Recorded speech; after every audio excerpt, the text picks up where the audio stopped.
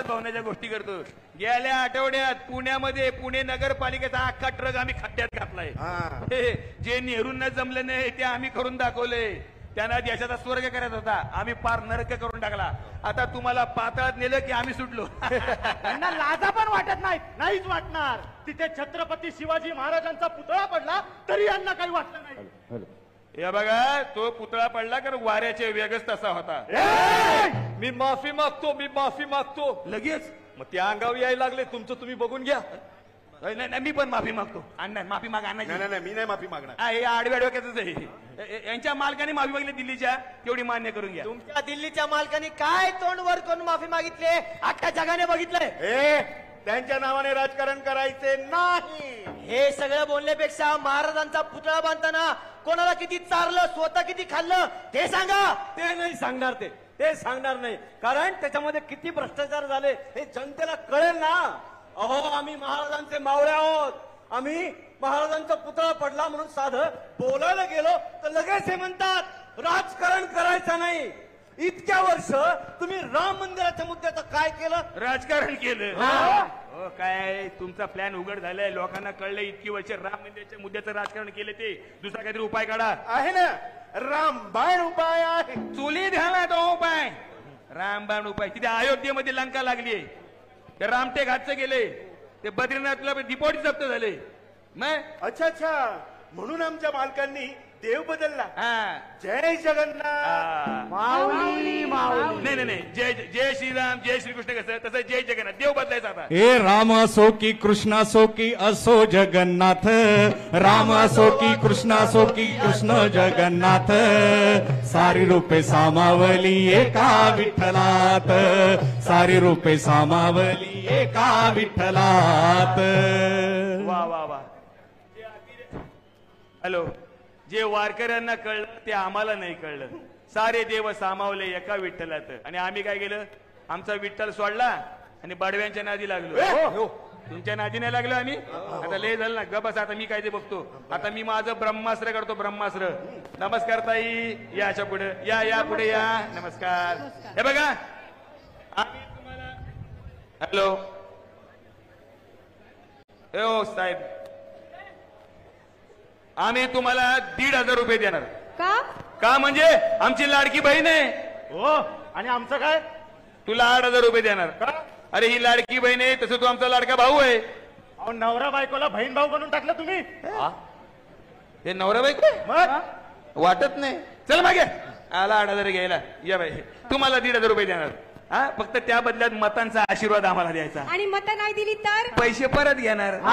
काय बोलतोय? यांचे नेते बोललाय, त्यांना आवरा तिकडे. पण तुम्ही काळजी करू नका. जोपर्यंत आम्ही तिघे, ही त्रिदेव आहे, त्रिमूर्ती आहे, तुमचे भाऊ आहे, तोपर्यंत 1,500 तुम्हाला दर महिन्याला मिळणार. हो, तुम्हाला पिठाचा भाव माहितीये, मिठाचा भाव माहितीये, गोड तेलाचा भाव माहितीये? माहितीये ना, 40 रुपयाने वाढलाय आता. नाही, तो वाढवायलाच लागणार, कारण 1,500 द्यायचे तो तुम्हाला. कुठून देणार ना. म्हणून आता खोबऱ्याचा भाव 50 रुपयाने वाढला, आलू तांदळाचा वाढेल, गव्हाचा वाढेल, भाव वाढेल. तुम्ही सहन करायचं, 1,500 पाहिजे तर सहन करायचंय. तुमच्या ह्या 1,500त महिन्याभराचं रेशनिंग तरी येतं का? माणसांनी खायचं काय? फुकटचं धान्य. यांचे दिल्लीचे नेते म्हणतात ना, मित्र हम 80 करोड लोगों को मोफत धान्य देते हैं, 80 करोड लोगों को. लाज पण वाटत नाही त्याची, पण आम्ही देतो. तुम्हाला देणार 1,500 रुपये मिळणार. त्यापेक्षा आम्ही तुम्हाला 2,000 रुपये देतो. त्या बदल्यात आम्हा बहिणींना संरक्षण द्या, न्याय द्या, मान सन्मान द्या. उदगीर मध्ये 9 वर्षाच्या चिमुरडीवर बोल. उदगीर मध्ये 9 वर्षाच्या चिमुरडीवर ज्याने अत्याचार करून तिचा खून केला, त्याला अटक करायला उशीर का झाला ते सांगा. लातूरच्या शाळेत विद्यार्थिनीवर अत्याचार करून तिचा खून करणाऱ्या त्या रेक्टरला काय शिक्षा दिली ते सांगा. त्याच लातूरच्या शाळेतील 5वीच्या विद्यार्थ्याला फासावर लटकवणाऱ्या शिक्षकावर काय कारवाई केली ते सांगा. माजलगाव मध्ये 7वी शिकणाऱ्या लेकरावर अत्याचार करणाऱ्या त्या माणसाला कधी पकडणार ते सांगा. वसई ते भर दिवसा 28 वार करून त्या बहिणीला ठार मारलं, तिला काय न्याय दिला ते सांगा. पुरण आणि पनवेलच्या बहिणींना कधी न्याय देणार ते सांगा. नागपूरमध्ये 1,300 लाडक्या बहिणी गायब आहेत, त्यांना कधी शोधणार ते सांगा. कराड मधल्या अनाथ आश्रमाच्या नावाखाली भरडलेल्या बहिणींना कधी न्याय देणार ते सांगा. पुण्यात शाळेच्या बसमध्ये लहान लेकरावर अत्याचार झाले, त्या आरोपीचा एन्काउंटर करून त्याचाही सांगा. बदलापूर मधले फरार आरोपी कधी पकडणार हे सांगा. तू असं बोलते तसं काय तुझ्यावरच रेप झालाय.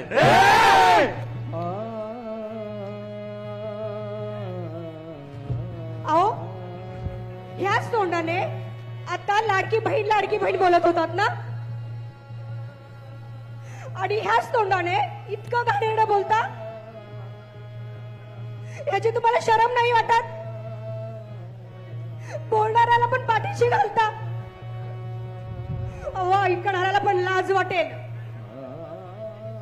तुमचं रक्त नाही खवळत? एवढं सगळं घडून, एवढं सगळं होऊन तुम्ही शांत कसे बसू शकता? हे बघा, बाईवर अत्याचार होतोय म्हणून आम्ही शांत आहोत. ज्या दिवशी गाईवर अत्याचार होईल तेव्हा आम्ही पेटून उठू. पासा की ग. बघितलं का या बहिणींना? आपल्या आबरूचा राजकारण करणाऱ्या ह्या अट्टल राजकारण्यांना राजकारणातून कायमचा हद्दपार करूया आणि आया बहिणींचं सरकार आणूया, तरुणांचं सरकार आणूया, शेतकऱ्यांचं सरकार आणूया, हरी हरी वारकऱ्यांचं सरकार आणूया, शिवस्वराज्य आणूया. काय बोलताय काय तुम्ही? ते आता आल्याशिवाय राहत नाही, कोण अडवू शकत नाही. चित्र बघितलं का महाराष्ट्राचं? गेला महाराष्ट्र आपल्या हातचा गेला. काही काळजी करू नका. आमचे दिल्लीचे मालक म्हणतात ना, मित्रो अच्छे दिन. तर बहिणींनो आणि भावांनो, या अशा खोट्या आश्वासनांना परत बळी पडायचं नाही. मायबाप हो, आपल्या आया बहिणीशी गद्दारी करणाऱ्या ह्या गद्दार भावांना असंच कायमचा घरी पाठवायचं. हाताला साथ देऊया, प्रगतीची मशाल पेटूया, विजयाची तुतारी फुंकूया. वाजू द्या तुतारी. हे तुतारी तुतारी तुतारी तुतारी तुतारी तुतारी सगळ्यांच्या हातवर जे उभे आहेत, जे बसले आहेत, त्या सगळ्यांच्या हातवर पाठीमागचे सगळे सगळे सगळे आणि टाळ्या वाजवत तुतारी तुतारी तुतारी तुतारी तुतारी तुतारी तुतारी तुतारी तुतारी तुतारी तुतारी. हे वाजू द्या तुतारी, दणकून तुतारी. तुतारी तुतारी तुतारी तुतारी तुतारी तुतारी तुतारी तुतारी तुतारी तुतारी तुतारी.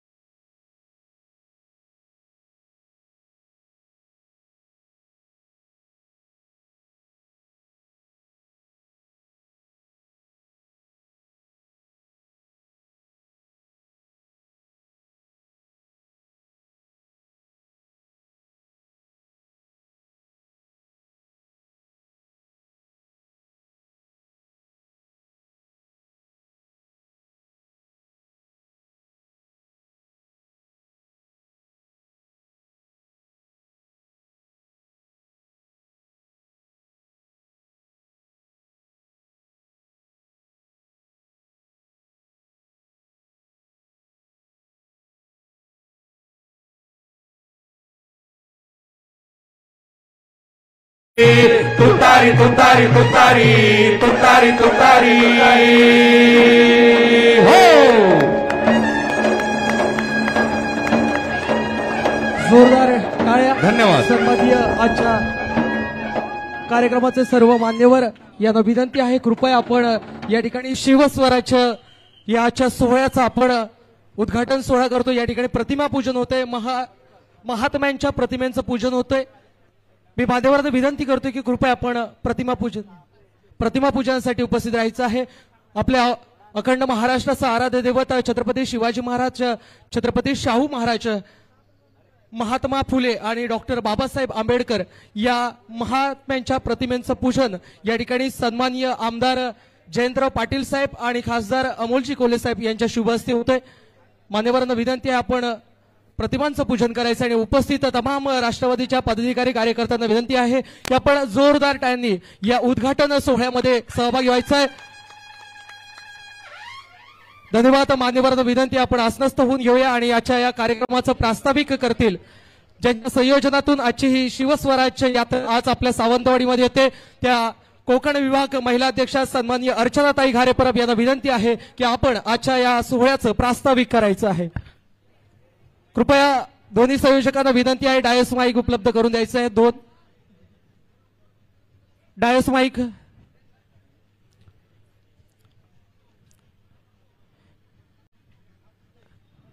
कृपया वेळेचं बंधन आहे. आपल्या दोन्ही साहेब मंडळींना दुसऱ्या कार्यक्रमासाठी रत्नागिरी येथे पोहोचायचं आहे. त्यामुळे कृपया सगळ्या पदाधिकारी कार्यकर्त्यांना विनंती राहील की कृपया आपण स्वागत करण्यासाठी स्टेजवरती यायचं नाही, कारण सिंधुदुर्ग जिल्ह्याच्या वतीनं आपण एकमेव एकत्र स्वागत साहेबांचं या ठिकाणी घेतोय. आपल्या समोर प्रास्ताविक करतायत सन्माननीय अर्चनाताई. आपल्या सगळ्यांच्या लाडक्या ताईंसाठी जोरदार टाळ्या.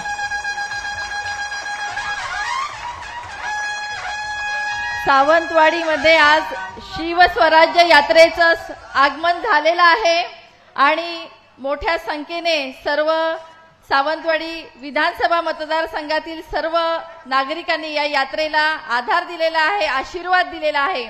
या यात्रेनिमित्त पूर्ण महाराष्ट्रात जे फिरतायत आणि पूर्ण महाराष्ट्र ज्यांनी पिंजून काढलं ते आमचे नेते आदरणीय जयंत पाटील साहेब, तसेच त्यांच्याबरोबर या यात्रेमध्ये पूर्ण ठिकाणी फिरणारे आमचे संसद रत्न खासदार आदरणीय अमोलजी कोल्हे साहेब, तसेच मंचावर उपस्थित असलेले आदरणीय प्रवीणभाई भोसले, आमचे अमितजी सामंत, आमचे दोडामार्गचे सुरेशभाई दळवी, मंचावर उपस्थित असलेले सर्वच मान्यवर विद्यार्थीचे आमचे प्रदेशाध्यक्ष सुनीलजी गव्हाणे, शेखरजी माने, सगळ्यांची नावं घेत नाही कारण यात्रेला खूप कमी वेळ आहे, साहेबांना पुढे जायचंय. तर आज या ठिकाणी ही शिवस्वराज्य यात्रा आलेली आहे आणि सगळ्यात आनंदाची गोष्ट म्हणजे की आपली जी 16 ऑगस्टला जाणीव जागर यात्रा सुरू झालेली होती त्याचा समारोप आज होत आहे. 175 गावांना जोडणारी ही जाणीव जागर यात्रा ज्याच्यामध्ये तुम्ही सगळे सहभागी झाले होतात त्याचा समारोप आज आहे आणि 175 गावांमध्ये फिरताना या जाणीव जागर यात्रेनिमित्त पण थोडक्यात सांगते की या आपल्या मतदारसंघामध्ये अनेक प्रश्न आहेत आणि हे आपले प्रश्न नाही तर ते आपले हक्क आहेत आणि हे हक्क सोडवण्यासाठी आपल्याला आपल्या शक्तीचा वापर केला पाहिजे. तो म्हणजे मतदानाचे अस्त्र जे डॉक्टर बाबासाहेब आंबेडकरांनी आपल्याला दिलेला आहे. तो मतदानाचा अस्त्र वापरून आपण आपल्या समस्या सोडवल्या पाहिजेत आणि याचं सगळं जाणीव आणि जागर करण्यासाठी तुमचा हक्कांचा जागर आणि शक्तीची जाणीव करून देण्यासाठी आम्ही प्रत्येक ठिकाणी गेलो. पण साहेब तुम्हाला मला सांगावं वाटतं की जेव्हा आम्ही तिथे गेलो प्रत्येक ठिकाणी कितीतरी अडचणी आम्हाला दिसल्या. प्रत्येक ठिकाणी रोजगाराच्या समस्या तर भयानक आहे. आमचा म्हणजे मधल्या पिरियडमध्ये गणपती झाले, गणपतीमध्ये आमची कुटुंब भरलेली होती, पण आता बघितलं तर सगळी कुटुंब ओस पडलेली आहे, घरांना कुलूप लागलेली आहेत, घरात एक नाही तर 2 माणसं, त्याच्यावरती माणसं नाही आहेत. आज आमच्या महिला भगिनी असतील, आमच्या माय माऊलींच्या डोळ्यामध्ये अश्रू आहेत का तर माझ्या मुलाची मला वर्ष वाट बघायला लागते. माझा मुलगा वर्षांनी येणार, गणपतीला 2 दिवस राहण्याला विसर्जनला आहे की नाही माहित नाही. एकाला मी घरात गेल्यावर विचारलं, दादा तुम्ही कधी जाणार आहात? तर म्हणाले ताई मी तारीख सांगणार नाही कारण तारीख सांगितली की माझी आई रडायला लागते, एवढं दुःख होतं मला. त्यामुळे आज मला नाईलाज असतो पुणे, मुंबई आणि गोवा राज्य गाठायला लागतं की मला नोकरी करावी लागते. त्यामुळे असंख्य अडचणी या मतदारसंघात रोजगाराच्या आहेत. आज महिला भगिनींच्या हाताला काम नाहीये. मी एका ठिकाणी गेले तर बऱ्याच महिला सुपारी सोलत होत्या. मी म्हटलं मी पण एक सुपारी सोलून बघते. आडाळ्यावर बसून त्या सुपारी सोलत होत्या. सुपारी सोलण्याचं काम इतकं कठीण आहे की त्याला कापू शकतात. मी म्हटलं ताई मी एक सोलली पण ते कठीण काम आहे, बोटाचा तुकडा पडू शकतो अशी परिस्थिती आहे, तुम्ही कसं सोलता?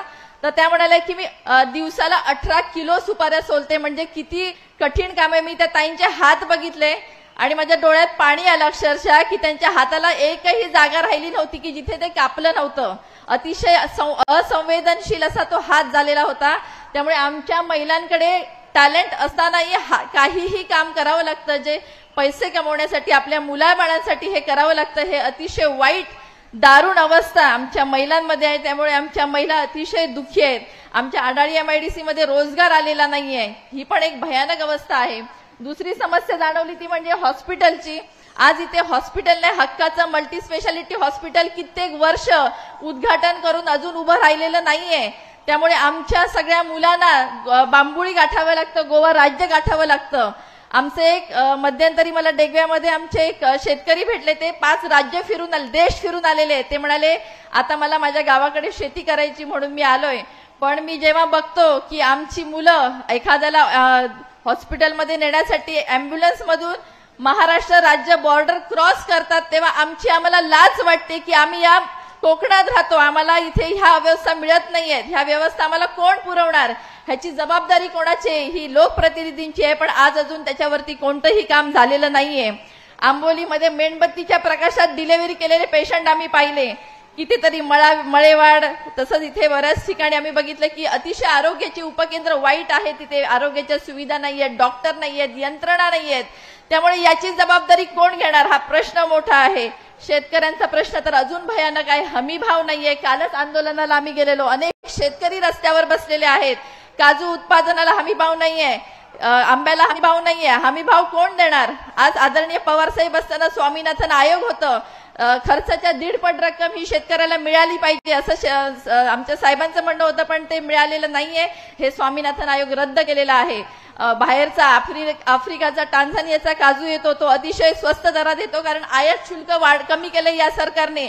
आयात शुल्क वाढवण्याची जबाबदारी या सरकारची आहे, पण अजून सरकारला जाग येत नाहीये. त्यामुळे आपल्याला याच्यावर पण शेतकऱ्यांचे मोठे प्रश्न आहेत. आणि जे पिकवतात त्याच्यात जंगली जनावर आहे ते खाऊन टाकतात. गवेरेडे रस्त्यावर फिरतात, रस्त्याच्या कडेला मरून पडलेले बघितले आहेत. मागे तर इथे दवाखान्यात गवारेडा एक शिरलेला होता. त्यामुळे गवारेडा हा आमचे बिबटे असतील हे पण घराघरात येत आहेत. त्यामुळे खूप शेतकऱ्यांमध्ये भीतीचं वातावरण आहे. दोडामार्गमध्ये जंगली हत्तींचा प्रश्न आहे, बरेच प्रश्न आहेत. आमचा रेल्वे टर्मिनसचा प्रश्न खूप मोठा आहे. टर्मिनस झालं पाहिजे. कोरोनाच्या पूर्वी 14 गाड्या थांबायच्या, पण आता 5 गाड्या थांबतायत. ह्या गाड्या सुरू करण्याची जबाबदारी कोणाची? रेल्वे थांबल्या पाहिजे, त्याशिवाय आमच्या या कनेक्टिव्हिटी सुरक्षित होणार नाही आणि सुधारणार नाही. त्या स्ट्रॉंग करणं गरजेचं आहे. आपल्याकडे समुद्र किनारा आहे, आपल्याकडे मोपा एअरपोर्ट असेल, चिपी एअरपोर्ट आहे, आपल्याकडे रेल्वे स्टेशन आहे, पण या कनेक्टिव्हिटी स्ट्रॉंग झाल्याशिवाय पर्यटन व्यवस्था सुधारणार नाही. पर्यटनासाठी आपली काय पॉलिसी डेव्हलप आहे मला सांगा. जेव्हा आपला पर्यटक जेव्हा समुद्रकिनारी फिरायला जातो त्याला मक्याचं कणीस नितार वडापावाच्या व्यतिरिक्त काय देतो आपण? वेळाघरचा बघा, जो वेळाघरचा 5 स्टार हॉटेलचा प्रश्न आहे तो अजून तसाच आहे. कारण त्यांना खायचंय तर ऊस खायचा, पण मुळासकट खायचा, शेतकऱ्यांना मारून खायचा, ही वृत्ती आहे ना ती घातक आहे. त्यामुळे सगळ्यांनी जागा व्हायचंय आणि हे सगळे जागे झालेले आहेत. प्रत्येक ठिकाणी गेल्यावर प्रत्येकाने सांगितलंय की आम्हाला बदल करायचा आणि आम्हाला हे सरकार नको आहे. महाविकास आघाडीचं सरकार हे सर्वसामान्यांसाठी होतं, शेतकऱ्यांसाठी होतं. त्यामुळे असे अनेक प्रश्न, रस्ते, पाणी, वीज तर 5वीलाच पुजलेले आहेत. त्याच्यासाठी जर बिचारे आमचे कोकणवासी आहे ते एक्सेप्ट करून चाललेत म्हणतात आहे. त्याच्यात आम्ही सभादिनी मांडणारा कोकणी माणूस आहे, आमचा भोळा भाबडा माणूस आहे. जसं म्हणतो आमचा भोळा भाबडा कोकणी माणूस शहाळ्यासारखा गोड असतो आतमध्ये, तसं पण साधी भाडवी माणसं असूनही आज त्यांचा गैरफायदा घेतला जात आहे. आमच्या शिक्षणातल्या मुलांचा तर अतिशय वाईट प्रश्न आहे. आमची मुलं मेरिटमध्ये नंबर 1 येतात. महाराष्ट्रात 10वी आणि 12वीची मुलं ही सिंधुदुर्गातली असतात, याचा मला अभिमान आहे. पण आज त्यांना रोजगार तर नाहीच आहे. पण आज आमची मुलं, जेव्हा आम्ही जाणीव जागर यात्रा घेऊन गावागावामध्ये गेलो, आमची लहान लहान मुलं शाळेतनं बाहेर आली निवेदन घेऊन की ताई आम्हाला कम्प्युटर हवा, आमचे कम्प्युटर बंद पडलेत, आमच्याकडे डिजिटल क्लासरूम हवा, आम्हाला टॉयलेट नाहीये, वॉशरूम नाहीये. ह्या प्रश्न घेऊन मुलं रस्त्यावर येत आहेत. याच्यासारखी वाईट अवस्था नाहीये. इथलं शाळा त्या दिवशी छप्पर पडलं, मुलाने दुर्दैवाने कुठल्या मुलाला काही झालं नाहीये. त्यामुळे अशा अनेक गोष्टी या मतदारसंघामध्ये. एका शाळेमध्ये तर काही शिक्षकांनी सांगितलं आम्हाला शाळेला कलर करायचा होता, पण पालकांकडनं पैसे किती वेळा मागणार.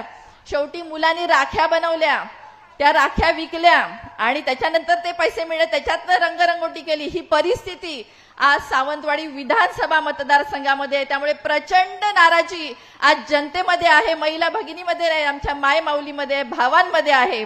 आणि आज 15 ऑगस्ट आणि 26 जानेवारी आपण सगळे साजरा करतो मोठ्या उत्साहामध्ये.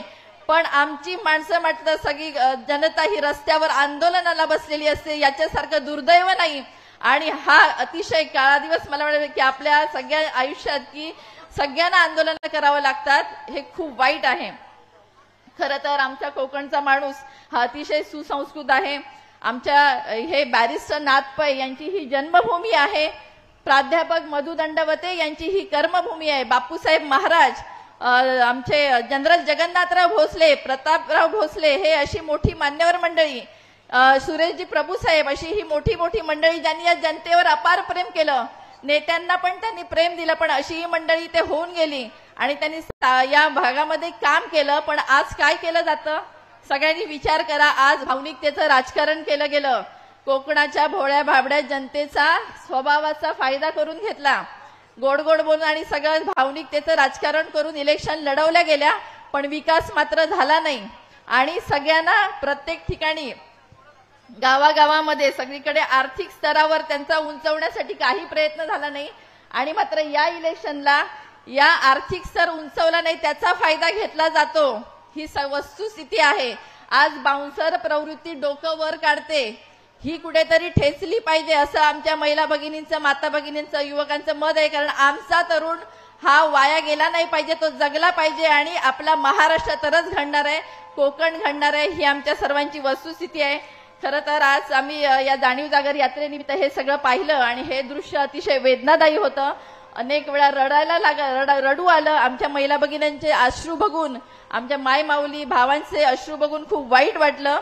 पण आज सगळ्यांनी ठरवलेलं आहे, ते म्हणाले यावेळेला आम्ही आता आमचं अमूल्य मत, म्हणजे आम्हाला ही शक्तीची जाणीव झालेली आहे आणि आमचं अमूल्य मत त्याचं कोणतंही मूल्य न करता आम्ही ते देणार आहोत, हे सगळ्यांनी ठरवलेलं आहे. आज शिवस्वराज्य यात्रेनिमित्त आदरणीय जयंत पाटील साहेब आलेत. जयंत पाटील साहेब आपल्याला माहिती आहे त्यांची ख्याती कशी आहे. एक लोकनेते, अतिशय चांगलं कार्य त्यांचं आहे आणि आपल्या कार्यकर्त्या पाठीशी खंबीरपणे उभं राहणारं नेतृत्व म्हणजे आदरणीय जयंत पाटील साहेब.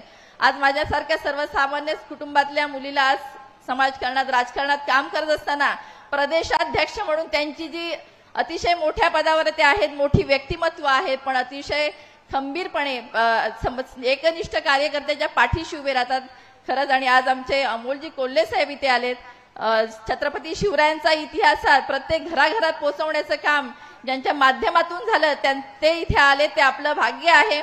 आणि हे दोन्ही नेते मंडळी आज इथे आलेत आणि आज आपल्याला त्यांचं मार्गदर्शन होणार आहे. त्यामुळे मी जास्त वेळ तुमचा सगळ्यांचा घेणार नाही. आदरणीय प्रवीणभाई आणि सुरेशभाई हे सातत्याने मला सगळीकडे मदत करत असतात, मला मार्गदर्शन करत असतात. दिवस असू दे, रात्र असू दे, प्रत्येक ठिकाणी या जाणीव जागर यात्रेमध्ये पण ते सहभागी झाले होते. त्यामुळे मी त्यांचंही या व्यासपीठावर आधार मानते. आणि मला अजून एक सांगायचं की आमचा एक हरहुन्नरी कार्यकर्ता राकेश नेवगी याचं या जाणीव जागर यात्रेच्या दरम्यान ती चालू होती, पण त्याचं दुःखद निधन झालं.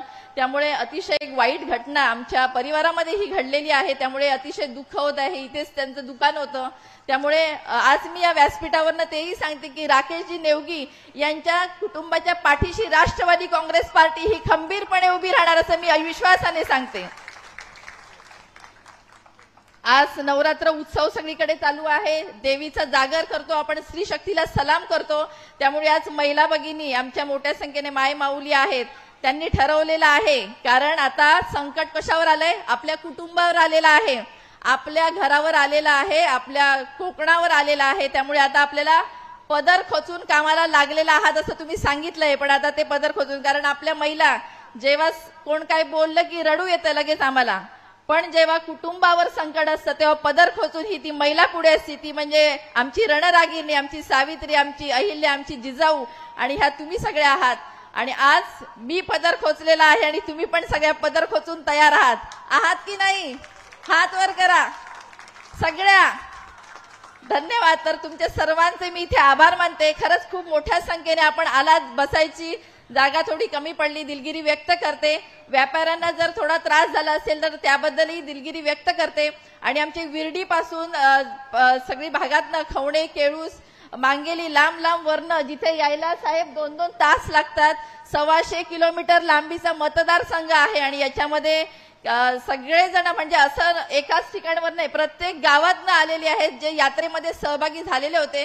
त्यांनी या शिवस्वराज्य यात्रेला आशीर्वाद दिलेला आहे. आणि आजची ही यात्रा आणि आजचं हे भव्य व्यासपीठ आमचे नेते मंडळी आलेले आहेत आणि आमच्या कलाकारांनी इथे ऍक्ट केला तो अतिशय भावनिक होता, एकदम हृदयाला स्पर्श करून गेला आणि याचा बोध सर्वांनी घेतलाच असेल. तर आज मी पुन्हा एकदा माझं हे लांबलेलं प्रास्ताविक थांबवते, जास्त वेळ घेत नाही. तुमचे सर्वांचे आभार मानते आणि सर्वांचं पुन्हा एकदा स्वागत करते आणि थांबते. काही राहिलं असेल तर दिलगिरी व्यक्त करते आणि थांबते. धन्यवाद. जय हिंद, जय महाराष्ट्र, जय राष्ट्रवादी काँग्रेस पार्टी. धन्यवाद ताईंना विश्वासासाठी एकदा जोरदार टाळ्यांचा आपण गजर करूया. कृपया डायस थोडा बाजूला घ्यायचा आहे. कृपया डायस थोडा एका बाजूला घ्यायचं आहे. बघा, ताईंसाठी एक चिठ्ठी आली होती की ताई एक ठामपणे सांगा की ही गर्दी पैशानं विकत घेतली नाही, ही माणसांची गर्दी आहे. आणि त्यावर मी एवढंच बोलेन, कृपया डायस थोडं बाजूला घ्यायचंय, त्यावर एवढंच बोलेन की बिस्कुट आणि लॉलीपॉप दाखवल्यानंतर कुत्री मांजरं सुद्धा गोळ्या होतात. बिस्कुट आणि लॉलीपॉप दाखवल्यानंतर कुत्री मांजरं सुद्धा गोळ्या होतात. ताई ही गर्दी आहे पक्षावरच्या विश्वासाची. ताई ही नांदी आहे उद्याच्या विकासाची, महाराष्ट्राच्या विकासाची. धन्यवाद. यानंतर आपण मान्यवरांच्या स्वागत सन्मानाकडे वळतोय आणि मान्यवरांचा स्वागत सन्मान अगदी छोट्याकडे आपण जलद गतीने करतोय. सिंधुदुर्ग राष्ट्रवादी पक्ष आणि सन्माननीय सुरेशभाई दळवी मित्रमंडळ यांच्या वतीने एकत्रित आपण हा सन्मान घेतोय. मी विनंती करतोय की मान्यवरांना आपण हा सन्मान स्वीकारायचा आहे.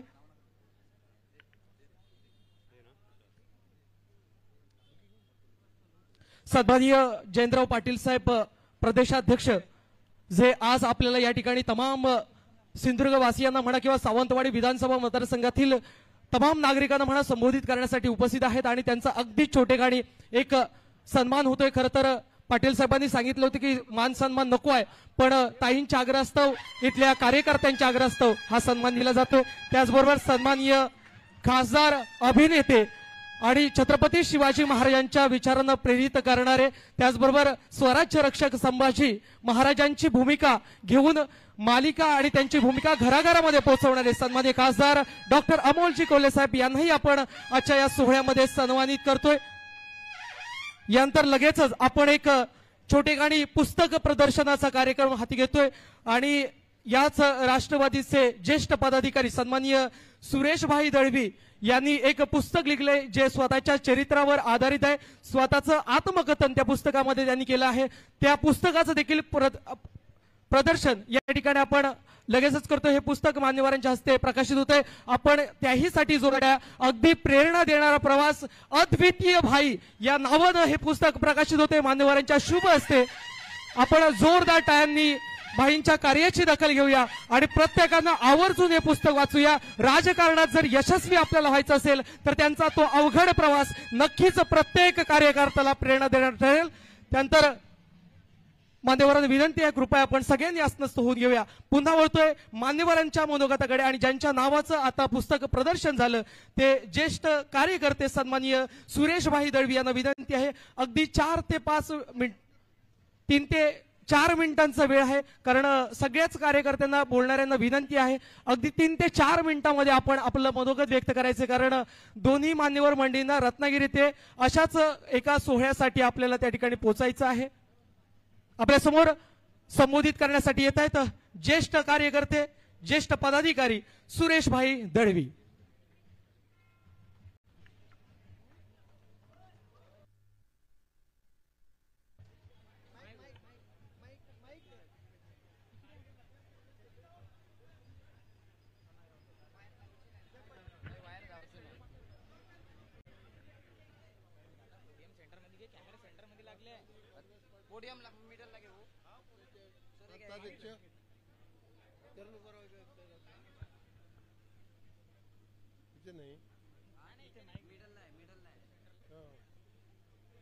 आदरणीय जयंत पाटील साहेब, त्याप्रमाणे महाराष्ट्राचे आराध्य दैवत छत्रपती शिवाजी महाराज व छत्रपती संभाजी महाराज यांचा इतिहास घरोघरी पोहोचविणारे संसदरत्न खासदार डॉक्टर अमोल कोल्हेजी या ठिकाणी आलेले आहेत.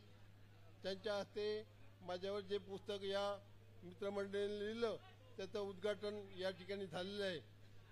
तरी मी काय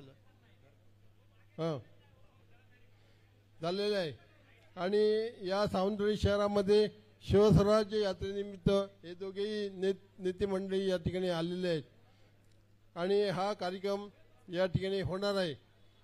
आपल्याला माहीतच आहे की आदरणीय पाटील साहेब, त्याचप्रमाणे अमोल कोल्हे साहेब हे ज्येष्ठ नेते आहेत राष्ट्रवादी काँग्रेस पार्टीचे, आणि त्यांनी या सभेला आता संबोधित करणार आहेत. आणि बरेचसे लोक जे आहेत हे लोक अमोलजी कोल्हे यांना पाहण्यासाठी या ठिकाणी आलेले आहेत. आमचं हे पुस्तक 3 वर्षापूर्वी तयार झालं, परंतु पुस्तक तयार झाल्यानंतर आदरणीय पवारसाहेबांनी या ठिकाणी उद्घाटनासाठी आणायचं अशा प्रकारची कार्यकर्त्यांची इच्छा होती. आणि सगळे कार्यकर्ते सांगत होते की पवारसाहेब आल्याशिवाय आपण उद्घाटन करूया नको. नंतर गेल्या वर्षी पवारसाहेबांची तब्येत बघितली आणि नंतर मग विचार बदलला आणि अमोल कोल्हेजी या ठिकाणी आले पाहिजेत आणि त्यांच्या ते उद्घाटन झालं पाहिजे अशा प्रकारची आग्रही मागणी आमच्या सर्व कार्यकर्त्यांनी जे पुस्तक आमचे तयार केले ते आमचे सगळे लेखक मंडळी वगैरे जे आहेत त्यांची इच्छा होती. आणि म्हणून या पुस्तकाला 1 वर्ष तयार होऊन झालं तरी उद्घाटन झालं नव्हतं. आणि आज हा योग या ठिकाणी आलेला आहे आणि हे उद्घाटन झालेलं आहे. या ठिकाणी हे जे पुस्तक तयार केलं ते आमचे संपादक आहेत ते संदीप गोवत आहेत, शिरोडकर साहेब आहेत, त्याचप्रमाणे परमेकर साहेब आहेत, तुळशीदास नाईक आहे, विशाल कणगोटकर आहेत, त्याचप्रमाणे सचिन कुटवाळकर आहेत, त्याचप्रमाणे राहुल मोरलेकर आहेत, दळवी आहेत, त्याचप्रमाणे दळवी मित्रमंडळाचे सगळे पदाधिकारी बन बुडकुले आणि त्यांचे कुटुंबीय संदीप रमाकांत सावंत, अर्चना घारे, त्याचप्रमाणे संदीप घारे सर यांचे पण मदत लागलेली आहे. त्याचप्रमाणे या पुस्तकामध्ये ज्या ज्या लोकांनी लेख लिहिलेले आहेत ते लेख लिहिणारे जे लेखक आहेत ते आदरणीय केंद्रीय मंत्री, आदरणीय कायदा मंत्री रमाकांतजी खलप गोवा राज्याचे, त्याचप्रमाणे पांडुरंग राऊत, त्याचप्रमाणे निळकंठ हळणकर, त्याचप्रमाणे आमचे सर बंडाचे सर, त्याचप्रमाणे भगवानराव देसाई, त्याचप्रमाणे सतीश सावंत आमचे जिल्हा बँकेचे अध्यक्ष होते हे यांनी पण लेख लिहिलेला आहे. त्याचप्रमाणे प्रकाश गवस, त्याचप्रमाणे चंद्रकांत गवस, गोविंद शिरोडकर, संदीप गवस, विजय खातू, त्याचप्रमाणे शिवाजी नांगरे आणि डॉक्टर प्रज्ञाकुमार गाताडे, सावराम शंकर अणावकर, त्याचप्रमाणे नंदकुमार नाईक, युवराज सावंत, प्रतीक मोरबाळे सर, अनंत भिवा नाईक, त्याचप्रमाणे एकनाथ गवस, सुहास देसाई, विवेक नाईक, रमाकांत जाधव, यशवंत आडलेकर, त्याचप्रमाणे बुजाजी मोटगावकर, गुरुदास लांबर, त्याचप्रमाणे तेजस देसाई, पत्रकार राजेश दळवी, प्रवीण ठाकूर, सागर लोकरे, विजय ठाकर आणि शंकर मधुकर जाधव आदी लोकांनी यामध्ये लेख आपल्या पद्धतीने लिहिले आणि ते पुस्तकाला शोभा आणलेली आहे. मी साधारणपणे 40 वर्ष राजकारणामध्ये समाजकारणामध्ये आहे आणि 40 वर्ष मी जे आहे ते शरद पवारांचं नेतृत्व मानून, पवारसाहेबांचं नेतृत्व मानून मी या ठिकाणी कार्यरत आहे. गेल्या शरद पवारांचं नेतृत्व मानून या ठिकाणी कार्यरत आहे. पूर्वी तर आपला काँग्रेस पक्ष होता आणि काँग्रेस पक्षामध्ये त्या ठिकाणी कार्यरत होतो आणि त्या ठिकाणी मला जिल्हा परिषद सदस्य, त्याचप्रमाणे जिल्हा परिषदचा उपाध्यक्ष, जिल्हा परिषदचा अध्यक्ष अशी पदं आदरणीय पवारसाहेबांनी मला त्या ठिकाणी दिली आणि मला भूषवण्याची संधी त्या ठिकाणी मिळाली. त्यानंतर जिल्हा काँग्रेसचा अध्यक्ष मी होतो. त्यानंतर 99 सालामध्ये ज्यावेळी राष्ट्रवादी काँग्रेस पार्टीची स्थापना आली त्यावेळी सिंधुदुर्ग जिल्ह्याचा पहिला अध्यक्ष हे मला साहेबांनी या ठिकाणी केलं. याच्यामध्ये निश्चितपणे प्रेमभाई भोसले, आमचे कर्नल सुधीर सावंत यांचा पण हात आहे आणि या नेते मंडळींचा हातभार लावलेला आहे. तर अशा प्रकारे त्यांनी काम करण्याची मला संधी दिली. पण सांगायचं आपल्याला एकच की मी शरद पवार साहेबांना सोडून दुसऱ्या कुठच्याही नेत्याकडे मी त्या ठिकाणी गेलो नाही. मला बऱ्याच वेळा ऑफर आलेल्या होत्या, बऱ्याच वेळा मला दुसऱ्या पक्ष देण्याची विनंती करत होते, पण मी त्या ठिकाणी गेलो नाही. परंतु 2004 मध्ये आमच्या कार्यकर्त्यांच्या आग्रहाखातर मी अपक्ष म्हणून त्या ठिकाणी निवडणूक लढवली. आदरणीय प्रवीणभाई भोसले ज्या ठिकाणी आहेत त्यांच्या विरुद्ध ही निवडणूक होती आणि मला 27,000 मतं त्या ठिकाणी लोकांनी दिली आणि लोकांची निवडणूक म्हणून त्या ठिकाणी आम्ही त्या ठिकाणी बहुमत मिळवला. आणि ही निवडणूक जी आहे हे निवडणुकीमध्ये भरपूर अशा प्रकारचा प्रचार आणि प्रसार त्या ठिकाणी केला, परंतु या ठिकाणी पराभव झाला. ते दुःख मोठं होतं. त्यानंतर अचानक आलेल्या आजारपणामुळे माझं कार्य थांबलेलं आहे.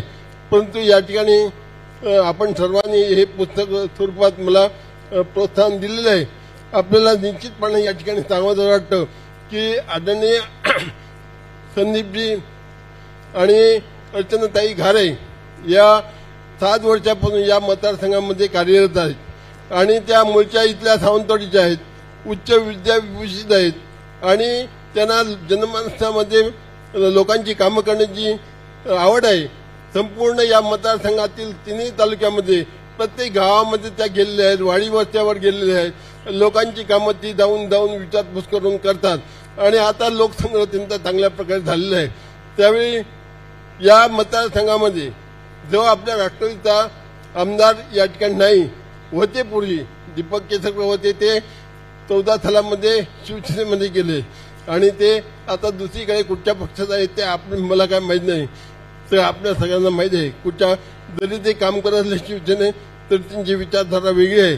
त्यावेळी आता या निवडणुकीमध्ये अर्चनाताई घारे यांना चांगल्या प्रकारे निवडून देण्यासाठी आपण सर्वांनी सर्व मतदार बंधू भगिनींनी या ठिकाणी काम करायला पाहिजे आणि ताईंना चांगल्या प्रकारे या ठिकाणी निवडून दिलं पाहिजे. अशा प्रकारची माझी आपणा सर्वांना विनंती राहील. वेळ बराच आहे आणि आपल्या सर्वांना या ठिकाणी मी वंदन करून मी या ठिकाणी थांबतो. जय हिंद, जय महाराष्ट्र.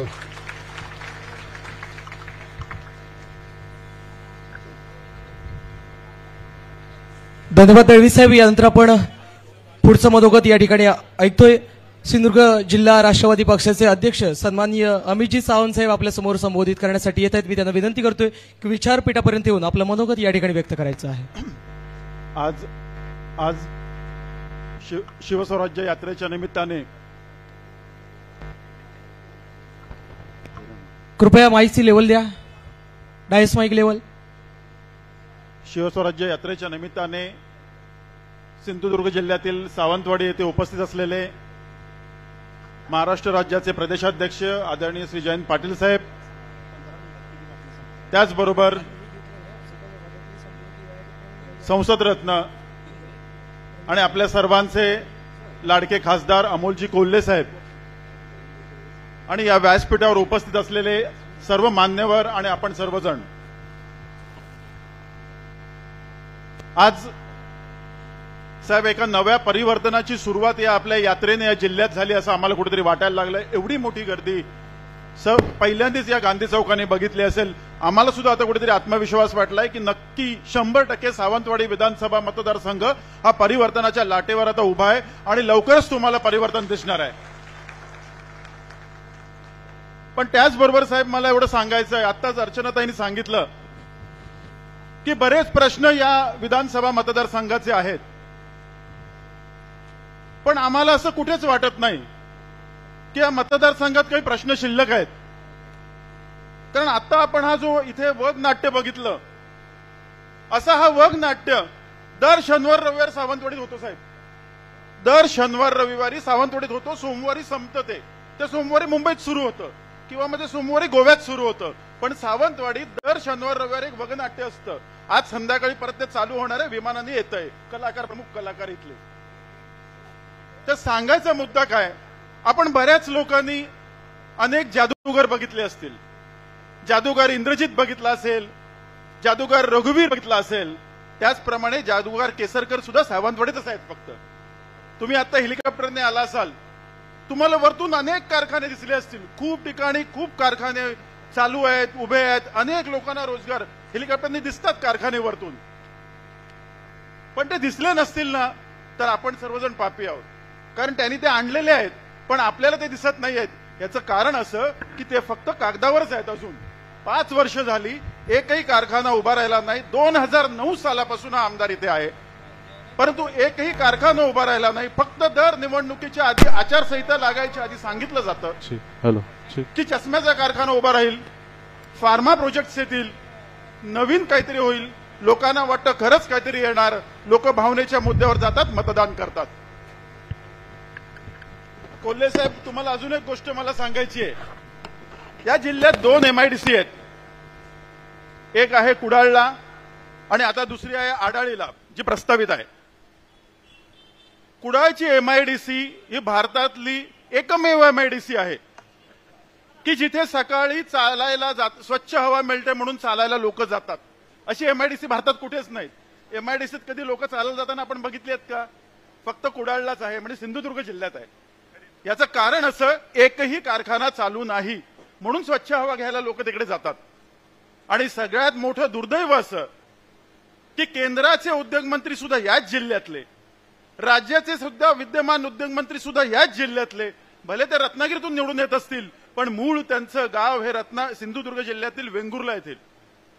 त्याच्यामुळे आमचं दुर्दैव असं आहे की आम्हाला आजपर्यंत तेवढा सक्षम लोकप्रतिनिधी मिळाला नाही की जो एखादा चांगला कारखाना आणून इथल्या बेरोजगार तरुणांना मुंबई, गोव्याला, कोल्हापूरला नोकरीला जाण्यापासून रोखू शकेल. आजपर्यंत एकही कंपनी इथे सुरू होऊ शकलेली नाही. दरवेळी फक्त खोटं काहीतरी सांगितलं जातं आणि आमची मुलं त्याला बळी पडतात. मगाशीच अर्चनाताईंनी सांगितलं की शाळेचं छप्पर कोसळलं. अरे पण ज्या शिवरायांनी हा महाराष्ट्र उभा केला त्या अख्ख्या शिवरायांचा पुतळा जर या सिंधुदुर्ग जिल्ह्यात या राजवटीत कोसळतो तर शाळेचं छप्पर म्हणून तीच झाडकी पत्ती. त्याच्यामुळे हे सुद्धा आता आम्ही सहन करायला शिकलेलो आहे. शिवरायांचा पुतळा ज्यावेळी पडला संपूर्ण महाराष्ट्राच्या अस्मितेला ठेच लागलेली होती, पण इथल्या राजकारणी लोकांनी त्याच्यावर अत्यंत वाईट स्टेटमेंट केली आणि अजून लोकांची नाराजी ओढून घेतली. मला नक्की खात्री आहे की आपल्या भाषणात आपण त्या प्रश्न तो नक्की घ्याल. असे बरेच प्रश्न या मतदारसंघाचे आहेत, पण आता कुठेतरी 1 ते 1.5 महिना राहिला आहे. माझं आपल्या सगळ्यांना आव्हान आहे की आजपासून नवीन परिवर्तनासाठी तयार राहूया आणि परत एकदा हा मतदारसंघ महाविकास आघाडीकडे तसाच राष्ट्रवादीकडे याची तयारी करूया आणि अर्चनाताई घारेंना आपण पुढचा उमेदवार म्हणून परत एकदा तयारी करूया अशी माझी विनंती आहे. एवढंच बोलून मी माझे 2 शब्द संपवतो. जय हिंद, जय महाराष्ट्र. धन्यवाद सावंत साहेब. यानंतर माजी राज्यमंत्री सन्माननीय प्रवीणभाई भोसले यांना विनंती आहे आपण उपस्थित जनतेला. आमच्या राष्ट्रवादी काँग्रेस पक्षाचे सन्माननीय अध्यक्ष जयंतराव पाटील साहेब, त्याचप्रमाणे आज आमच्या राष्ट्रवादीचे खासदार आणि ज्यांना पाहण्यासाठी म्हणा, ज्यांनी छत्रपती शिवाजी महाराजांची भूमिका, छत्रपती संभाजी महाराजांची भूमिका आणि संपूर्ण मराठ्यांचा इतिहास, छत्रपतींचा इतिहास ज्यांनी जिवंत केला ते डॉक्टर अमोलजी कोल्हे साहेब. त्यांना पाहण्यासाठी मी सुद्धा आज त्यांना पहिल्यांदाच जवळून बघतोय, अगदी जवळून मी पहिलंच बघतोय साहेब तुम्हाला. या अगोदर आम्ही आपले पवार साहेबांच्या बरोबर ते असायचे आणि आम्हाला सगळे सांगायचे डॉक्टर आले, डॉक्टर आले, छत्रपती आले, शिवाजी महाराज आले, कोण संभाजी महाराज म्हणतोय. ही सगळी किमया आमच्या जयंतराव साहेबांची आहे, जयंतराव पाटील साहेबांची. त्यांना माहिती आहे महाराष्ट्रामध्ये आज जे महत्वाचे नेते आहेत त्याच्यामध्ये अमोलजी कोल्हे साहेब आहेत. हे जाणून आणि आमच्या राष्ट्रवादी काँग्रेस पक्षाला आणि शरद पवार साहेबांच्या नेतृत्वाला खंबीरपणे मान्यता मिळण्यासाठी त्यांनी अमोलजी कोल्हे साहेब आणि आपल्याला असं तऱ्हेचं जे आपल्याला इथे छोटंसं नाटक दाखवलं त्याच्यातूनही मोठी जागृती झाली. तर अशा तऱ्हेने हे आमच्या राष्ट्रवादी काँग्रेस पक्षाचे अध्यक्ष जयंतराव पाटील साहेबांनी एक किमया केली आणि महाराष्ट्र जागृत करतायत. छत्रपती शिवाजी महाराजांचा इतिहास जागृत करतायत. अन्यायाच्या विरोधात कशा तऱ्हेने लढलं पाहिजे, कसं खोटं चाललं आहे, बहिणींना आमिष दाखवली जात आहेत, हे सगळं चित्र महाराष्ट्रासमोर ते उभं करतायत. आणि खरोखरच आम्ही एक लहानसे कार्यकर्ते म्हणून आम्ही त्यांना मनापासून धन्यवाद देतो. आता लवकरच आपल्या विधानसभेच्या निवडणुका आहेत. या निवडणुकामध्ये शरद पवार साहेबांचे आमच्या राष्ट्रवादी काँग्रेस पक्ष आपण पाहिलेला आहे की लोकसभा निवडणुकीमध्ये साहेबांनी फक्त 9 खासदार उभे केले, त्याच्यातले 7 खासदार निवडून आले. जवळजवळ 80% स्ट्राईक रेट हा शरद पवार साहेबांचा राष्ट्रवादी काँग्रेस पक्षाचा होता. आणि आता सुद्धा या विधानसभेमध्ये आम्ही सगळ्यांना बरोबर घेऊन जाणार. महाविकास आघाडी आहे ज्याच्यामध्ये बाळासाहेब उद्धव ठाकरेंची शिवसेना आहे, आपल्या राहुल गांधींची काँग्रेस आहे आणि आमची शरद पवार साहेबांची राष्ट्रवादी काँग्रेस त्याच्यामध्ये आहे. आणि आम्ही ही निवडणूक मी आपल्याला खात्रीने सांगतो, जो स्ट्राईक रेट आपला विधानसभेमध्ये होता तशाच तऱ्हेचा स्ट्राईक रेट जयंतराव पाटील साहेबांच्या अध्यक्षतेखाली या महाराष्ट्रामध्ये निश्चितपणे राहणार आहे आणि आमचं सरकार येणार आहे. आणि येणाऱ्या सरकारामध्ये सगळ्यात जास्त ज्यांचं बहुसंख्य आमदार येतील, जरी आमच्या साहेबांनी सांगितलं आम्हाला त्याच्यामध्ये रस नाही, साहेबांनी जरी रस नाही म्हणून जरी सांगितलं तर ज्याच्या आमदार सगळ्यात जास्त येतील त्याचा मुख्यमंत्री, आणि आज आमच्या समोर जयंतराव पाटील जे बसलेले आहेत ते उद्याचे मुख्यमंत्री म्हणून राष्ट्रवादी काँग्रेस पक्षाचे आपल्याला दिसतील. हे मी आपलं एक कार्यकर्ता म्हणून बोलतोय. तिथे वेगवेगळं राजकारण काय असेल याची माहिती नाही, परंतु मला माहिती आहे या भागाचा मी आमदार राहिलेलो आहे, त्याचप्रमाणे मंत्री राहिलेलो आहे. आणि त्याच्यामुळे काही जरी बोललं तरी बहुमताला लोकशाहीमध्ये महत्व द्यावं लागतं. आणि त्या अनुषंगाने आपल्याला पुढची जी वाटचाल आहे ती जवळजवळ निश्चित पवार साहेबांनी केलेली आहे. जरी आज त्यांनी सांगितलं मला रस नाही म्हणून सांगितलं तरी सुद्धा राष्ट्रवादीला निश्चितच मुख्यमंत्री पदाचा रस आहे असं मला एक कार्यकर्ता म्हणून वाटतं. आपल्याला एक सांगायचं म्हणजे आमच्या अर्चनाताई घारे परब, जसं आपल्याला मी आता बोललो साहेब तसं म्हणतात रस नाही तसं सुद्धा साहेब बरोबर करतात. जे गद्दार आहेत त्यांना धडा शिकवल्याशिवाय शरद पवार कधी राहिलेले नाहीत.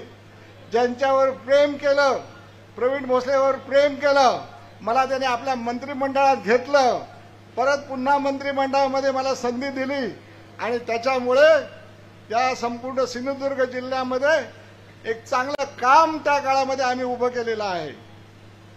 संपूर्ण जिल्हा केंद्र जे आहे, ओरोस जिल्हा केंद्र आहे, 1250 हेक्टर जमीन आम्ही त्या काळामध्ये प्राप्त केली, अक्वायर केली. त्याच्यामध्ये आज जिल्हा केंद्र उभं आहे. सन्माननीय शरद पवार साहेबांच्या हस्ते त्याचं आम्ही उद्घाटन केलेलं आहे. साहेब काय करू शकत नाही. कोकण रेल्वेचं ताईंनी इथे मांडलं, अर्चना ताईंनी. हा कोकण रेल्वेचा जो बोर्ड आहे, कोकण रेल्वे बोर्ड, मी त्यावेळेला पहिल्यांदाच आमदार झालो होतो 90 मध्ये. त्यावेळेला वर्षा बंगल्यावर साहेब मुख्यमंत्री होते आणि मुख्यमंत्री असताना हा कोकण रेल्वे बोर्ड स्थापन केला. त्याच्यामध्ये गोव्याचे मुख्यमंत्री, केरळचे मुख्यमंत्री, कर्नाटकचे मुख्यमंत्री आणि केंद्राचे आमचे फर्नांडिस साहेब यांना सगळ्यांना बोलून कोकण रेल्वे बोर्ड केला आणि महाराष्ट्राच्या तिजोरीतून पहिले 100 कोटी रुपये हे या बोर्डाला दिले आणि त्याच्यानंतर हे बोगदे फुटायला लागलेले आपल्याला पाहायला मिळाले आहे. ही वस्तुस्थिती आणि मी त्याचा एक विधानसभेमध्ये तुमचा प्रतिनिधी म्हणून मी त्याचा साक्षीदार आहे. साहेबांनी काय फलोत्पादन योजना आपल्याला दिली. आज आपण पाहतो मला फलोत्पादनचं खातं दिलं. विश्वास होता माझ्यावर, मला फलोत्पादनचं खातं दिलं. 55,000 हेक्टर जमीन आम्ही सिंधुदुर्गामध्ये केली. 60,000 हेक्टर जमीन आम्ही रत्नागिरी जिल्ह्यामध्ये केली. मला साहेबांनी सांगितलं होतं वाटेल तेवढा पैसा लागून दे प्रवीण, 100% अनुदानित योजना, कोकणचं सगळं भाग्य बदलणार, कोकणचा चेहरा मोहरा आर्थिक समीकरण सगळं बदलून जाईल. बघ तुला वाटतं तेवढी सोपी योजना नाही, तुझ्यावर मोठी जबाबदारी देतो. फलोत्पादन मंत्री म्हटलं म्हणजे फारसं कोणाला काय वाटायचं नाही, आपला फलोत्पादन. परंतु साहेबांना माहिती होतं कोकणला काय दिलं पाहिजे आणि त्यांनी फलोत्पादन योजना 100% राबवली. आणि आज आपण पाहतो आहोत की काजूला हमीभाव मिळत नाही म्हणून लढे होत आहेत, आंब्याला हमीभाव मिळत नाही म्हणून लढे होत आहेत. आणि एवढ्या मोठ्या प्रमाणे काजू, आंबा, सुपारी ही सगळी फळं कोकणामध्ये निर्माण होत आहेत. आणि याचे खरे शिल्पकार जे आहेत ते सन्माननीय शरद पवार साहेब आहेत आणि त्यांच्यामुळेच ही योजना आम्ही इथे राबवली आणि चांगल्या तऱ्हेने त्याचा आज आपल्याला फळ मिळत आहे. सावंतवाडीचं हॉस्पिटल उभं केलं. आज नवीन हॉस्पिटल जे बाजूला आहे ते माझ्या काळामध्ये आम्ही उभं केलं. दोडामार्गचं हॉस्पिटल सुरेशभाई दळवी आणि आम्ही सगळ्या मिळून दोडामार्गचं हॉस्पिटल उभं केलं. ते राजा सावंत त्यांची 5 एकर जमीन घेतली आणि तिथे आम्ही हॉस्पिटल उभं केलं. नवोदय विद्यालय उभं केलं. सावंतवाडीचं ITI उभं केलं. काय शक्ती आहे शरद पवार साहेबांच्या नेतृत्वात. माझ्यासारखं एक साध्या कार्यकर्त्याने 2-2.5 वर्षाच्या कालावधीमध्ये एवढं सगळं कार्य उभं करू शकलो. त्याच्याऐवजी हे आता केसरकर बाबू बघा काय करतायत ते. 15 वर्ष आमदार, मंत्री 7 वर्ष आमच्या बरोबर होते, पवार साहेबांच्या बरोबर, राष्ट्रवादी बरोबर. जयंत पाटील साहेबांनी सांगितलं, त्याला आम्ही कडेवर घेतला आणि चूक झाली. जिथे जाईल तिथे कडेवर घेतलं की केलंच त्यांनी जे करायचं. उद्धवजींनी त्यांना घेतलं, मंत्री केलं, त्या उद्धवजींच्या बाबतीमध्ये सुद्धा तेच केलं. आणि आता शिंदेच्या बरोबर सुद्धा राहील की नाही याचा संशय आहे. मंत्रीपद बरोबर मिळवतो, आम्हाला दुःख नाही. माझं केसरकर बरोबर वैर नाही, मी पाटेकरांची शपथ घेऊन सांगतो, माझं त्याच्याबरोबर वैर अजिबात नाही. परंतु ज्याला एवढी संधी मिळाली, मंत्री म्हणून संधी मिळाली, त्याने कुचकामी राहिला, कुठलंही कार्य पुरं करू शकला नाही. मल्टी स्पेशालिटी हॉस्पिटल अडचणीत आणलं.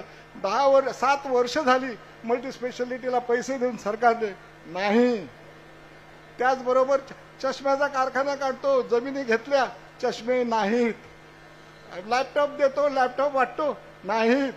आता आडाळीच्या जी औद्योगिक वसाहत आहे त्याच्याबद्दल सांगतोय, मोठे कारखाने आणतो. ती आडाळीची वसाहत सुरेशभाई दळवींच्यामुळे झाली. त्यांच्या प्रयत्नामुळे आडाळी उभी राहिली दोडामार्गमध्ये. शेतकऱ्यांनी जमिनी दिल्या, त्या जमिनी ज्या होत्या त्या लहान उद्योगांना द्यायच्या, जिल्ह्यातल्या उद्योग व्यावसायिकांना द्यायचा, जिल्ह्यामध्ये आपल्या उद्योगाला प्रोत्साहन द्यायचं. आणि त्याचबरोबर आपल्या जिल्ह्यातल्या आणि दोडामार्ग आणि सावंतवाडी भागातल्या उद्योजकांना त्या जमिनी द्या. तसे लहान प्लॉट केले होते या महाराष्ट्राने, ते लहान प्लॉट होते ते सगळे वेगळे केले. आणि आता कुठली कॉम आणतो म्हणून सांगतोय, फॉस्कॉन गेली, हा एक कुठली कॉम सांगतो, माझ्या आता लक्षात नाही. परंतु ते सुद्धा अशा तऱ्हेने. आणि म्हणून आपल्याला या वेळेला एक कर्तबगार व्यक्ती शरद पवार साहेबांनी दिलेली आहे. आणि तुम्हाला माहिती आहे, अर्चनाताई घारे परब मॅडम ज्या आहेत ती आमची कन्या आहे. आणि कन्या तर नुसतीच कन्या नाही, तर सावंतवाडी शिकल्या. सावंतवाडीतून ते पुण्याला जाऊन इंजिनिअरिंग कॉलेजमध्ये त्यांनी डिग्री घेतली, इंजिनियर झाल्या. जयंत पाटील साहेब सुद्धा इंजिनियर आहेत, इंजिनियर झाल्या. पुणे जिल्हा मध्यवर्ती बँकेच्या उपाध्यक्ष राहिल्या. शरद पवारांचा विश्वास असल्यामुळे त्यांनी चांगलं कार्य तिथे केलं, महिलांसाठी चांगलं कार्य केलं. आपल्या जिथे लग्न झालं त्या आपल्या मावळच्या देशमुख कुटुंबियामध्ये त्यांनी तिथे जाऊन तिथले सरपंच झाल्या. तेव्हा अशा एक होतकरू आणि ज्यांना विकासाची पूर्णपणे जाणीव आहे, ज्यांना लोकशाहीचा अनुभव आहे, जे सरपंच राहिलेले आहेत, चांगले सुशिक्षित झालेले आहे. आणि आमच्या कन्या आहेत, सावंतवाडी तालुक्याच्या कन्या आहेत, परबांची मुलगी आहे.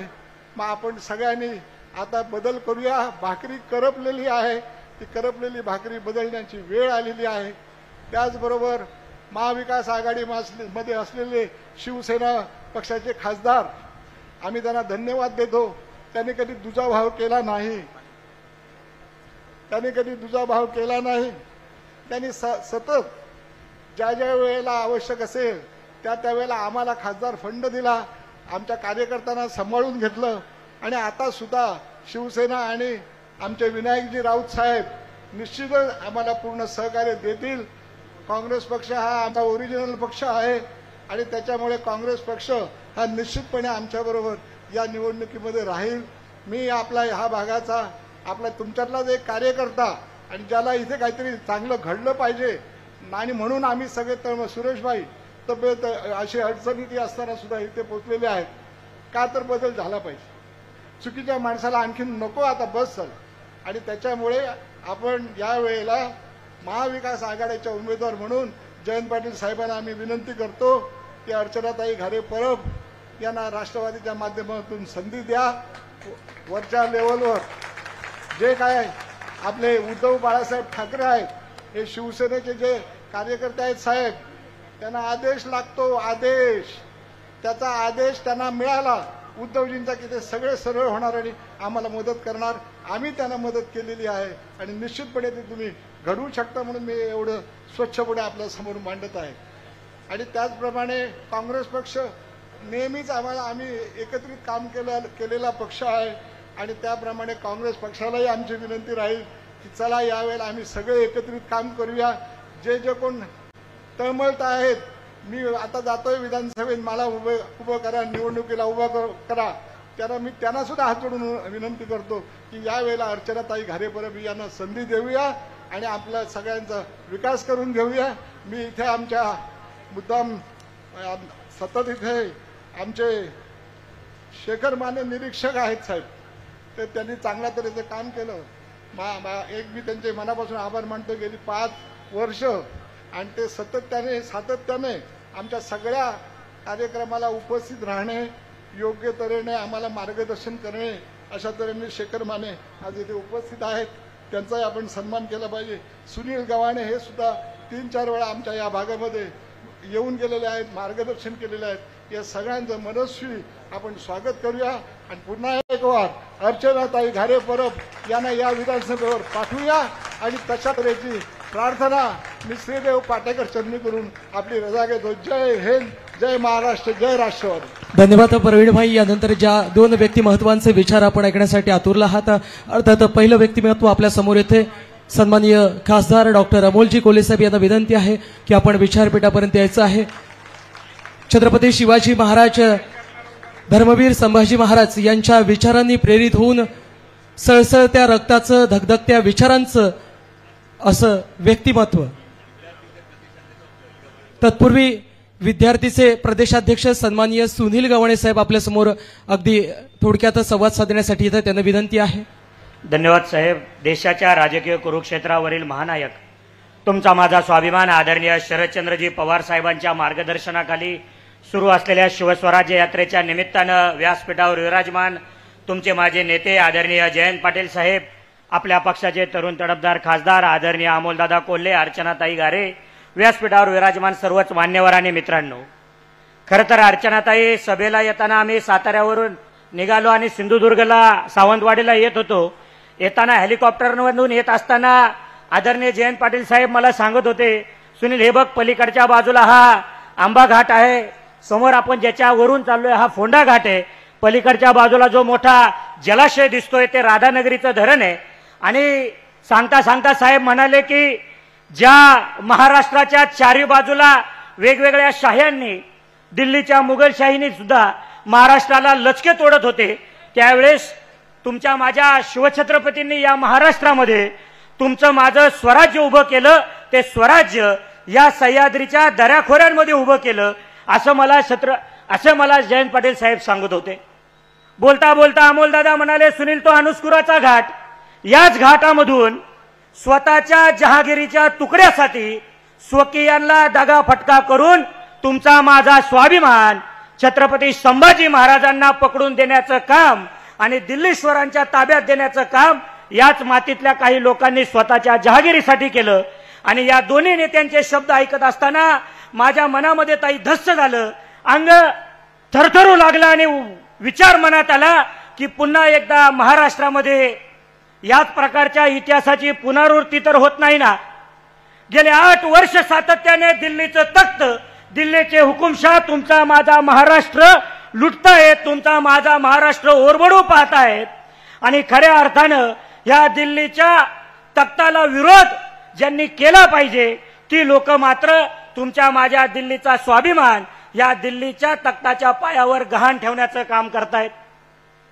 ज्या महाराष्ट्राच्या वैचारिक जडणघडणीमध्ये आदरणीय प्रबोधनकार ठाकरे साहेबांनी मोलाचा वाटा उचलला, जो वारसा पुढे हिंदू हृदय सम्राट वंदनीय बाळासाहेब ठाकरेंनी चालवला, त्या उद्धव ठाकरे साहेबांचं शिवसेना फोडण्याचं काम या दिल्लीच्या तख्तांनी केलं.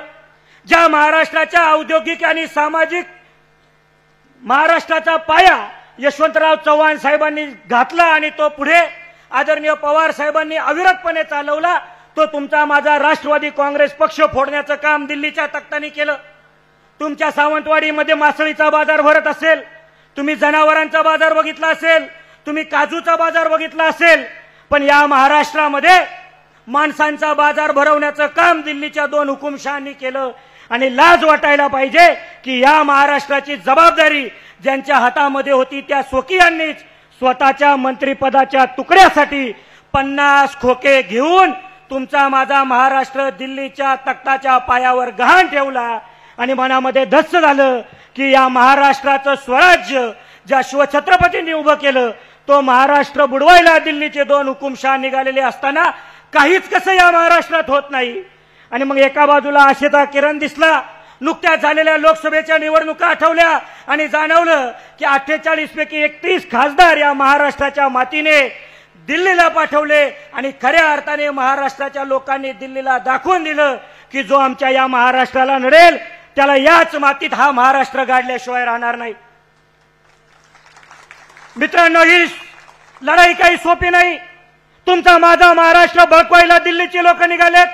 त्यांच्या पायाखालची वाळू आता लोकसभेच्या निवडणुकीच्या निमित्ताने सरकलेली आहे आणि म्हणून नवीन नवीन घोषणा आणतात. लाडकी बहीण, लाडका भाऊ, लाडका शेतकरी. इथं मोठ्या संख्येने बहिणी उपस्थित आहेत. मला त्यांना सांगायचंय, 1,500-2 हजार रुपये देऊन तुमचं माझं मत विकत घेण्याचं काम हे दिल्लीचे 2 हुकुमशहा करतायत. तुमचा माझा स्वाभिमान 1,500-2 हजार रुपयाला गहाण ठेवण्यासाठी प्रयत्न करतायत. मात्र तुम्ही त्यांना सांगा की दादा, एका बाजूला तुम्ही 1,500 हजार रुपये तुम्ही आमच्या घरामध्ये देताय, पण दुसऱ्या बाजूला आमची लेकरं ज्या जिल्हा परिषदेच्या शाळामध्ये शिकतायत, राज्यातल्या 14,000 जिल्हा परिषदेच्या शाळा बंद करण्याचा घाट या राज्याच्या शिक्षण मंत्र्यांनी घातला. ते कशासाठी? लाज वाटायला पाहिजे. 15 ऑगस्ट झाली, आज ऑक्टोबर महिना उजडला, तरी सुद्धा जिल्हा परिषदेच्या शाळेतल्या मुलांना साधा गणवेश या राज्य सरकारला देता आला नाही. बिना गणवेशाची पोरं झेंडावंदनाला गेली. तुमच्या माझ्या घरातला एखादा मुलगा जर 10वी पास होऊन डिप्लोमा होण्याचं स्वप्न बघत असेल तर या राज्यामध्ये मित्रांनो 2 वर्ष झाली सगळ्या शासकीय डिप्लोमा कॉलेजला अजून परमनंट शिक्षकच या सरकारने नेमले नाही. जे नेमले ते कंत्राटी नेमले. बरं, नेमले तर नेमले, 1.5 वर्ष झाले या शिक्षकांना या राज्य सरकारने अजून पगार दिलेला नाही. ही सगळी लोक नागपूर खंडपीठामध्ये गेली आणि या वर्षी ऑक्टोबर महिना उजडला, जून महिन्यामध्ये कॉलेजेस सुरू झाले, ऑक्टोबर महिना आला तरी राज्यातल्या डिप्लोमा कॉलेजला अजून या लोकांनी शिक्षक नेमलेले नाहीत. तुमच्या माझ्या घरातला एखादा मुलगा इंजिनियर झाला असेल तर इंजिनियर होऊन तो ज्या कंपन्यांमध्ये काम करणार होता त्या सगळ्या कंपन्या या लोकांनी गुजरातला नेल्या. वेदांता फॉक्सकॉन नेला, टाटा एअरवेजचा प्रकल्प नेला, आपल्या सिंधुदुर्गचा पानबुडीचा प्रकल्प नेला, बुटीबोरीचा सोलारचा प्रकल्प नेला, महिंद्रा नाशिकला होणारा प्रकल्प तो नेला. अशा पद्धतीने या राज्यातले एक उद्योगधंदे गुजरातला नेण्याचं काम या राज्यातल्या सरकारने केलं आणि याला कुठेतरी विरोध करण्याचं काम खऱ्या अर्थाने ज्यांनी केलं पाहिजे ती लोक मात्र 50 खोके मध्ये विक्री गेलीत आणि बंड करायचं सोडून शंडासारखे ही लोक दिल्लीच्या पायावर लोटांगण घालतायत. ही तुमची माझी शोकांतिका आहे. तुमच्या माझ्या घरातला एखादा मुलगा जर डॉक्टर होणार असेल तर 4 महिन्यापूर्वी या देशातला सगळ्यात मोठा घोटाळा डॉक्टरच्या परीक्षेत झाला. केंद्रातल्या केंद्रीय मंत्र्यांनी घोटाळा केला. यूपी, बिहार, गुजरात या राज्यातली मुलं जी 12वीला काठावर पास झाली ती मुलं डॉक्टरच्या परीक्षेमध्ये या लोकांनी नापास केली. आणि तुमच्या माझ्या राज्यातला मुलगा जो 12वीच्या परीक्षेत चांगल्या मार्कांनी पास झाला त्याला डॉक्टरच्या प्रवेश परीक्षेत या लोकांनी नापास केलं. का? आमच्या मुलांना डॉक्टर होण्याचा अधिकार नाही काय? तुमच्या उत्तर भारतातलीच मुलं फक्त डॉक्टर होणार? कशा पद्धतीचं सरकार या देशामध्ये चाललंय? आपल्या घरातला एखादा मुलगा PhD करत असेल तर त्याला आम्ही स्कॉलरशिप द्यायचो. या सरकारने ती स्कॉलरशिप बंद केली. आदरणीय जयंत पाटील साहेबांनी प्रश्न विचारला, मुलांची स्कॉलरशिप का बंद केली? तर राज्याचे अर्थमंत्री म्हणतात की PhD करून पोरं काय दिवे लावणार आहेत का? अशा प्रकारचा नेता या राज्याला लाभला. हे आमचं दुर्दैव आहे. हे सगळं बदलावं लागेल. या राज्यातल्या सेटनेट धारकांच्या 90% जागा या सरकारने रिकाम्या ठेवल्या. आमच्या मुलांना देशोधडीला लावण्याचं काम हे दिल्लीचं तख्त करतंय आणि म्हणून खऱ्या अर्थाने तुमच्या माझ्या महाराष्ट्राचा स्वाभिमान पुन्हा एकदा या महाराष्ट्राच्या मातीमध्ये पुनर्प्रस्थापित करायचं असेल तर त्याच्यासाठी आदरणीय उद्धव ठाकरे साहेब असतील, आदरणीय पवार साहेब असतील यांच्यासारखे स्वाभिमानी मराठी नेते या महाराष्ट्राला त्यांची गरज आहे. म्हणून येणाऱ्या काळात आदरणीय पवार साहेबांच्या मार्गदर्शनाखाली, आदरणीय जयंत पाटील साहेबांच्या नेतृत्वाखाली या राज्यामध्ये महाविकास आघाडीचं सरकार आपण सगळ्यांनी मिळून आणूयात आणि या दिल्लीच्या दत्ताला दाखवून देऊयात. जर तुम्ही आम्हाला नडलात तर याच मातीत तुम्हाला गाडल्याशिवाय राहणार नाही. एवढं बोलून मी थांबतो. जय हिंद, जय महाराष्ट्र, जय राष्ट्रवादी. धन्यवाद गव्हाणे साहेब. अगदी तडफदार असं संबोधन. खरं तर छत्रपती शिवाजी महाराजांनी आपल्या महाराष्ट्राची ओळख करून दिली होती. दिल्लीच्या तख्तावर बैसतो महाराष्ट्र माझा. मात्र प्रश्न असा होता की कुठे नेऊन ठेवलाय महाराष्ट्र माझा, तर तुमच्या मोदोगातून उत्तर सापडते, अरे दिल्लीच्या तख्तावर झुकून ठेवलाय महाराष्ट्र माझा. यानंतर संबोधित करतायत सन्माननीय खासदार डॉक्टर अमोलजी कोल्हे साहेब. आदिशक्ती तुळजाभवानी, उभ्या हिंदुस्थानचा आराध्य दैवत छत्रपती शिवाजी महाराज आणि छत्रपती शिवाजी महाराजांनी या महाराष्ट्राच्या मातीतल्या माणसाला जगावं कसं हे शिकवल्यानंतर याच मातीतल्या माणसाला शेवटच्या श्वासापर्यंत स्वाभिमानानं लढावं कसं हे शिकवणारे छत्रपती संभाजी महाराज यांच्या पवित्र स्मृतींना अभिवादन करतो. आजच्या या शिवस्वराज्य यात्रेच्या सावंतवाडीतल्या सभेसाठी मंचावर उपस्थित असणारे निष्ठा, स्वाभिमान आणि लढवय्येपणा याचं महाराष्ट्रातलं मूर्तिमंत प्रतीक माझे मार्गदर्शक राष्ट्रवादी काँग्रेस पक्ष शरदचंद्र पवार पक्षाचे प्रदेशचे अध्यक्ष नामदार जयंतरावजी पाटील साहेब, आदरणीय प्रवीणभाई भोसले असतील, सुरेशभाई दळवी असतील, ज्यांनी आत्ताच आपल्याला मार्गदर्शन केले ते सुनीलजी गव्हाणे, जिल्ह्याचे अध्यक्ष अमितजी सामंत, आमच्या भगिनी अर्चनाताई घारे परब, व्यासपीठावरील सर्व मान्यवर, सर्व आजी माजी पदाधिकारी, पत्रकार बांधव आणि आपण सगळेजण, सगळ्यांना जय शिवराय. खरं तर सावंतवाडीत आल्यानंतर या मातीला नतमस्तक व्हावं असं वाटतं. त्याचं एक फार महत्वाचं कारण आहे. कारण दिल्लीला शिरूर लोकसभा मतदारसंघातल्या मायबाप जनतेनं आशीर्वाद देऊन संसदेत पाठवल्यानंतर जेव्हा जेव्हा दिल्लीला संसदेत जातो तेव्हा तेव्हा या मातीतून तुम्ही ज्यांना यापूर्वी निवडून पाठवलं ते बॅरिस्टर नाथ पै असतील, स्वर्गीय मधु दंडवतेजी असतील, यांची आवर्जून आठवण दिल्लीत निघते आणि कुठेतरी मराठी माणसाचा जो ठसा दिल्लीत उमटवलाय त्यामध्ये तुम्हा सर्वांचं फार मोठं योगदान आहे, हे प्रामाणिकपणे नमूद करायला हवं.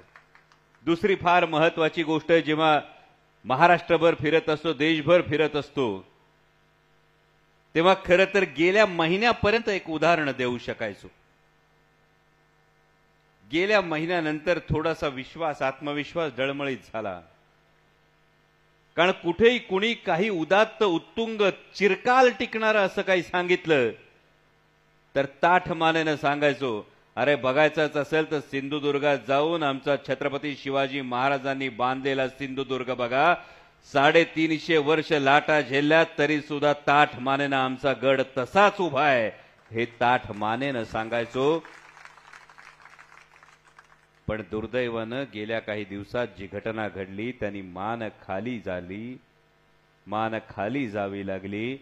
ज्या छत्रपती शिवाजी महाराजांचं नाव घेऊन या महाराष्ट्रात राजकारण केलं जातं, ज्या छत्रपती शिवाजी महाराजांचा इतिहास आठवला तरी सुद्धा आमचे रोम रोम पुलकित होतात, आमचा ऊर अभिमानानं भरून येतो, त्याच छत्रपती शिवाजी महाराजांचा पुतळा उभा करण्यामध्ये असा अक्षम्य भ्रष्टाचार व्हावा की बाजूला असलेला सिंधुदुर्ग 350 वर्ष लाटा झेलत असताना अवघ्या काही महिन्यामध्ये पुतळा हा कोसळावा आणि तोही छत्रपती शिवाजी महाराजांचा पुतळा कोसळावा. आणि मग त्यावेळी असं वाटतं ही केवळ चूक नाही, हा अपराध आहे, हे पाप आहे आणि याला माफी नाही म्हणजे नाही. ही खूणगाठ आपल्याला मनाशी बांधावी लागेल. आणि याच परिसरातला खरं तर मालवणचे सुपुत्र होते स्वर्गीय मच्छिंद्र कांबळी साहेब, ज्यांनी खरं तर आपली मालवणी भाषा 7 समुद्रापार नेली. ही 7 समुद्रापार मालवणी भाषा नेत असताना आजही मैलाचा दगड रंगभूमीवर ठरतं ते वस्त्र हरण ठरतं. आणि त्यामुळे ज्या सरकारनं छत्रपती शिवाजी महाराजांच्या पुतळ्याच्या कामात सुद्धा भ्रष्टाचार केला, अशा 1 फूल 2 हात सरकारचं वस्त्रहरण केल्याशिवाय या निवडणुकीत गप्प बसू नका, एवढीच तुम्हाला कळकळीची सांगणं आहे. मगाशी अमितभाईंनी सांगितलं, खरं तर अमितभाई योगायोग असा आहे, तुम्ही एका जादूगाराची गोष्ट सांगितली. मी सावंतवाडीत आलो, रिक्षा फिरत होती भोंग्यावर, कुठल्या तरी जादूगाराचे प्रयोग, खरे खरे जादूगाराचे प्रयोग आहे ना, कुठले तरी जादूगाराचे प्रयोग येतात तेवढं. रिक्षा फिरत होती, मी ऐकलं. पण मला अमित भाईंनी नवीन जादूगारांची ओळख करून दिली.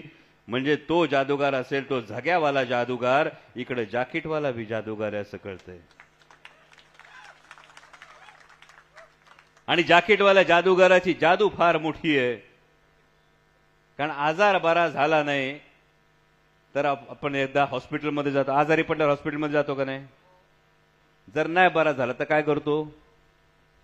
परत जातो का नाही? तरी नाही बरं वाटलं तर काय होतं? परत जातो का नाही? तरी नाही बरं झालं तर काय करतो?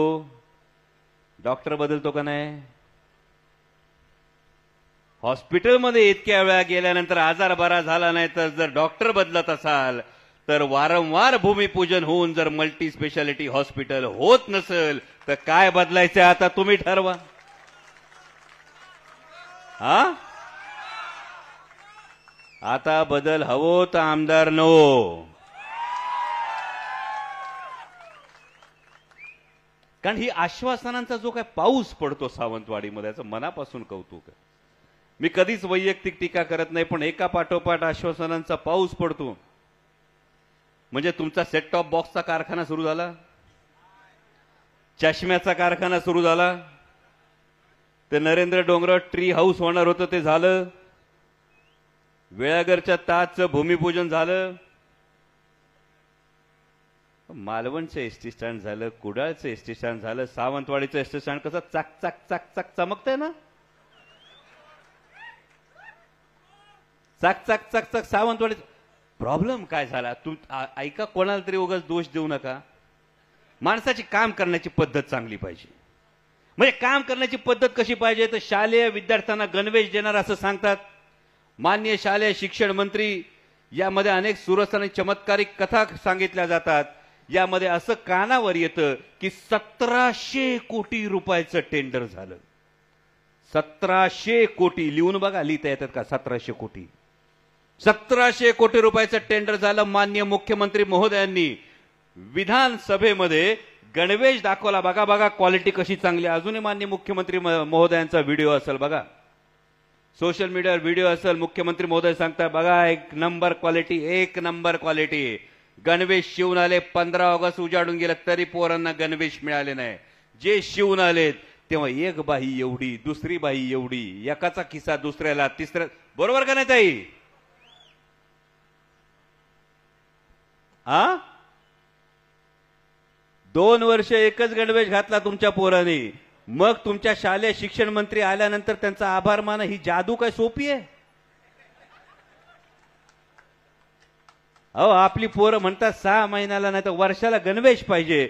शिक्षण मंत्र्यांची जादू बघा, 2 वर्ष पोरांना एकच गणवेश घालायला लागला.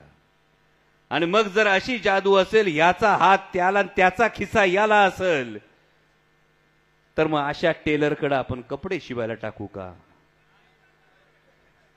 ज्या डॉक्टरचा इलाज नाही अशा डॉक्टरकडे आपण इलाज घ्यायला जाऊ का? ज्या टेलरचं एक हाताचं माप वेगळं, दुसऱ्या हाताचं माप वेगळं, चड्डीचा खिसा शर्टाला आणि शर्टाचा खिसा चड्डीला, अशा टेलरकडे कपडे शिवायला टाकू का? मग ज्याच्या माध्यमातून हे सगळं होते त्यांना जरा आराम करू द्या. 15 वर्ष आमदार, 7 वर्ष कॅबिनेट मंत्री, एवढा माणूस शिंदल्यानंतर आराम करायला देणं हे तुमच्या प्रत्येकाचं कर्तव्य आहे. आणि त्यामुळं आता आपला मंत्र असा, आता बदल हवो आमदार नो. कारण ही महत्वाची गोष्ट. येणारी निवडणूक ही केवळ विधानसभेची निवडणूक नाही. मगाशी सुनीलजींनी सांगितलं तुमच्या हातातोंडचे रोजगार असे हिरावून नेले जातात. वेदांता, फॉक्सकॉन, टाटा एअरबस, सिंधुदुर्गाचा पाणबुडीचा प्रकल्प 4.5 लाख कोटी रुपयाची गुंतवणूक येणार होती, ज्यामधून किमान 6-6.5 लाख मराठी तरुणांना रोजगार निर्माण होणार होता. हे सगळे रोजगार हातोहात पळवले गेले. आणि हे हातोहात पळवले जात असताना ज्या छत्रपती शिवाजी महाराजांचं आपण नाव सांगतो, त्या छत्रपती शिवाजी महाराजांना त्या काळी दिल्लीपतींनी सांगितलं होतं खिल्लत देतो, दख्खनची सुभेदारी देतो. छत्रपती शिवाजी महाराजांनी सुभेदारी स्वीकारली नाही तर खिल्लत उधळून दिली. आणि महाराष्ट्राचा स्वाभिमान काय असतो ते उभ्या दुनियेला समजलं.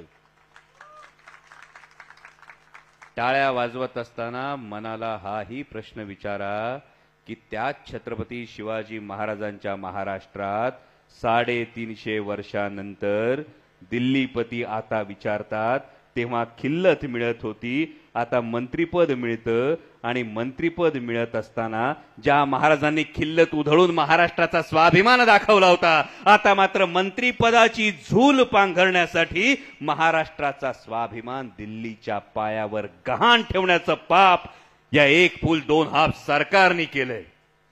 आणि म्हणून आता ही निवडणूक केवळ विधानसभेची नाही, ही निवडणूक महाराष्ट्राच्या स्वाभिमानाची निवडणूक आहे.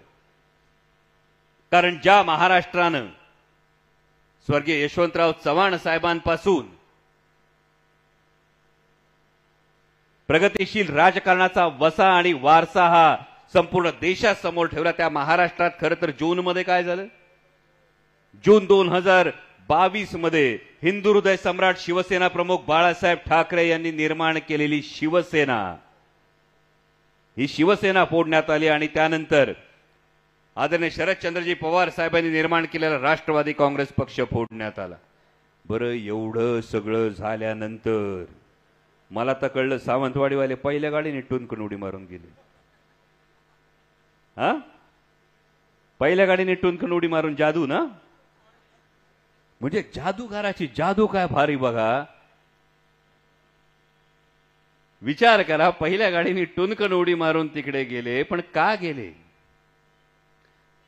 लोक सांगतात विकासासाठी ही भूमिका घ्यावी लागली, पण त्याच वेळी जेव्हा तुम्ही भूमिका बदलत होतात तेव्हा एक परिस्थिती अशी निर्माण झाली होती, हा महाराष्ट्राचा स्वाभिमान 50 खोक्यात विकला जाणार, दबावाला बळी पडणार की नाही हे लोकसभा निवडणुकीत सगळे पाहत होते. आणि महाराष्ट्रातल्या तमाम जनतेने दाखवून दिलं. तब्बल 31 खासदार हे महाराष्ट्रातून महाविकास आघाडीचे, इंडिया आघाडीचे दिल्लीला पाठवले. आणि हे 31 खासदार गेल्यानंतर आता विधानसभेला दाखवून द्यायचंय तुमच्या सगळ्यांपर्यंत पोचलं 50 खोके पोचले का? नाही, 50 खोके आपल्यापर्यंत पोचणारच नाही. त्याचं कारण भी सांगतो. कारण चाय पे शुरू हुई सरकार गाय पर आकर अटक गई. चाय पर शुरू हुई सरकार गाय पर आकर अटक गई. बात तो हुई थी 15 लाख की, 1500 में कैसे सिमट गई? चाय पर शुरू हुई सरकार गाय पर आकर अटक गई. बात तो हुई थी 15 लाख की, 1500 में कैसे सिमट गई? इसलिए दादा भाई भाऊ, वो गुलाबी धूल हमारी आंखों में न झोंके. आपको गद्दारी के लिए 50 खोके और लाडली बहना सिर्फ 1500 में ओके. त्यामुळे याचा एकदा विचार करून बघा. जर 50 खोके हा जर विचार तुम्ही केला असेल तर तुम्हाला 1500 रुपये देऊन तुमची 5 वर्षाचं जर भवितव्य कोणी विकत घेण्याची भाषा करत असेल. माननीय मुख्यमंत्री महोदयांचा एक व्हिडिओ बघितला, त्या व्हिडिओमध्ये लाडक्या बहिणींना 1500 रुपये देण्याच्या योजनेविषयी कुणालाही आक्षेप नाही, पण माननीय मुख्यमंत्री महोदय त्या कार्यक्रमामध्ये लाडक्या बहिणींना विचारत होते 1500 आले आले आले आले आले. बघितलं, विचारत होते का नाही ताई 1500 आले 1500 आले आले आले आले. बहिणी मनातून विचारत होता तुम्ही काय तुमच्या खिशातून दिले, तुमच्या खिशातून दिले, तुमच्या खिशातून दिले? कारण बाळ जन्माला येतं तेव्हा त्याला द्यायच्या इंजेक्शन पासून जीएसटी भरतो. तो माणूस गेल्यानंतर तिरडीवर कापड अंथरतो ना, त्या कापडावर सुद्धा जीएसटी भरतो. त्यामुळे आपल्याच खिशातला आपल्यालाच देत असताना जाता जाता एकच सांगतो, या कुठल्याही भूल थापांना बळी पडू नका. कारण ही संधी आहे तुम्हाला इतिहास घडवण्याची. आणि हा इतिहास घडवत असताना एक गोष्ट लक्षात ठेवा, अनेक ठिकाणी आमदाराच्या पुढे लिहिलं जातं दमदार आमदार, बरोबर का नाही? हा, खुद्दार आमदार, दमदार आमदार असं लिहिलं जातं. महाराष्ट्रातल्या 80 आमदारांच्या कार्यकर्त्यांना प्रश्न पडलाय की शिवसेना आणि राष्ट्रवादी काँग्रेस फोडून स्वार्थासाठी बेडूक उडी मारल्यानंतर आता आपले कार्यकर्ते आपल्या नावापुढे आमदार, दमदार आमदार जरी लिहित असतील तरी सर्वसामान्य जनता त्याला दमदार नाही, त्याला गद्दार म्हणतात. हे फक्त लक्षात ठेवा. आणि महाराजांची शिकवण आहे, चुकीला एक वेळ माफी होते, गद्दारीला माफी नाही. या महाराष्ट्राचा इतिहास आहे. ज्यांनी कोणी गद्दारी केली असेल ती गद्दारी या महाराष्ट्रानं या मातीत गाडली आणि तो इतिहास या सावंतवाडी मतदारसंघात तुम्ही घडवाल अशी अपेक्षा व्यक्त करतो आणि तुमची रजा घेतो. धन्यवाद. जय शिवराय. धन्यवाद कोल्हे साहेब. आपल्या तडफदार संबोधनानंतर वळूया आपण प्रदेशाध्यक्ष सन्माननीय आमदार जयंतराव पाटील साहेब.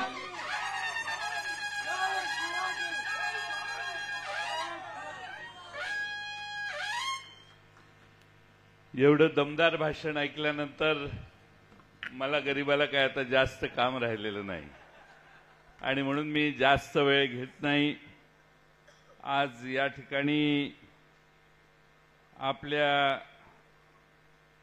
सर्वांच्या समोर भाई सुरेश दळवी यांच्या पुस्तकाचं अनावरण झालं. अतिशय सुरेख पुस्तक या ठिकाणी प्रकाशित करण्यात आले. माझी अपेक्षा आहे की त्यांच्या आयुष्यातला अनुभव आपणा सर्वांना वाचनीय असेल. आपण नक्की ते पुस्तक सगळे घ्याल आणि वाचाल. आज या निमित्ताने अनेक मुद्दे माझ्या आधीच्या सगळ्या वक्त्यांनी स्पर्श केलेला आहे. पुन्हा त्या मुद्द्याला स्पर्श करत नाही.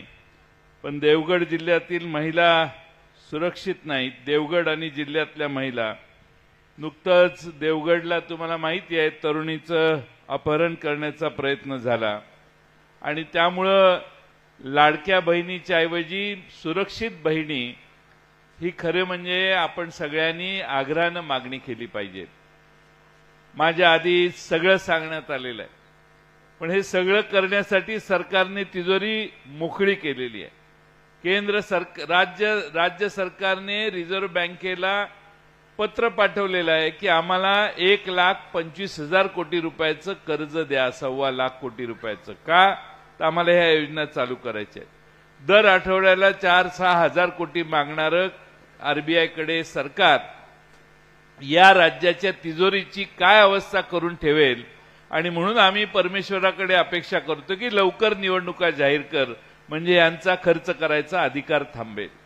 आज महाराष्ट्रामध्ये 8 लाख कोटी रुपयाचं कर्ज यांनी डोक्यावर केलेलं आहे. अजून 1.25 लाख कोटी रुपयाची मागणी केलेली आहे. याचा अर्थ जवळपास हे बाहेर जातील त्यावेळी 9 लाख कोटी रुपयापर्यंत कर्ज तुमच्या आमच्या डोसक्यावर बसून हे जातील. आणि म्हणून परिस्थिती कोकणातली माणसं, सिंधुदुर्ग जिल्ह्यातली माणसं फार हुशार आहेत. मागच्या लोकसभेत कशाचा पाऊस पडला हे मी तुम्हाला सांगायची गरज नाही. तुम्ही मनाला प्रश्न विचारा की एवढे पैसे यांनी आणले कुठून. हे पैसे एवढे जर रस्त्याने वाटत फिरायला लागले तर मग ह्यांच्या घरी किती असतील याचाही अभ्यास आपण सगळ्यांनी केला पाहिजे. प्रचंड असा भ्रष्टाचार महाराष्ट्रामध्ये चालू आहे.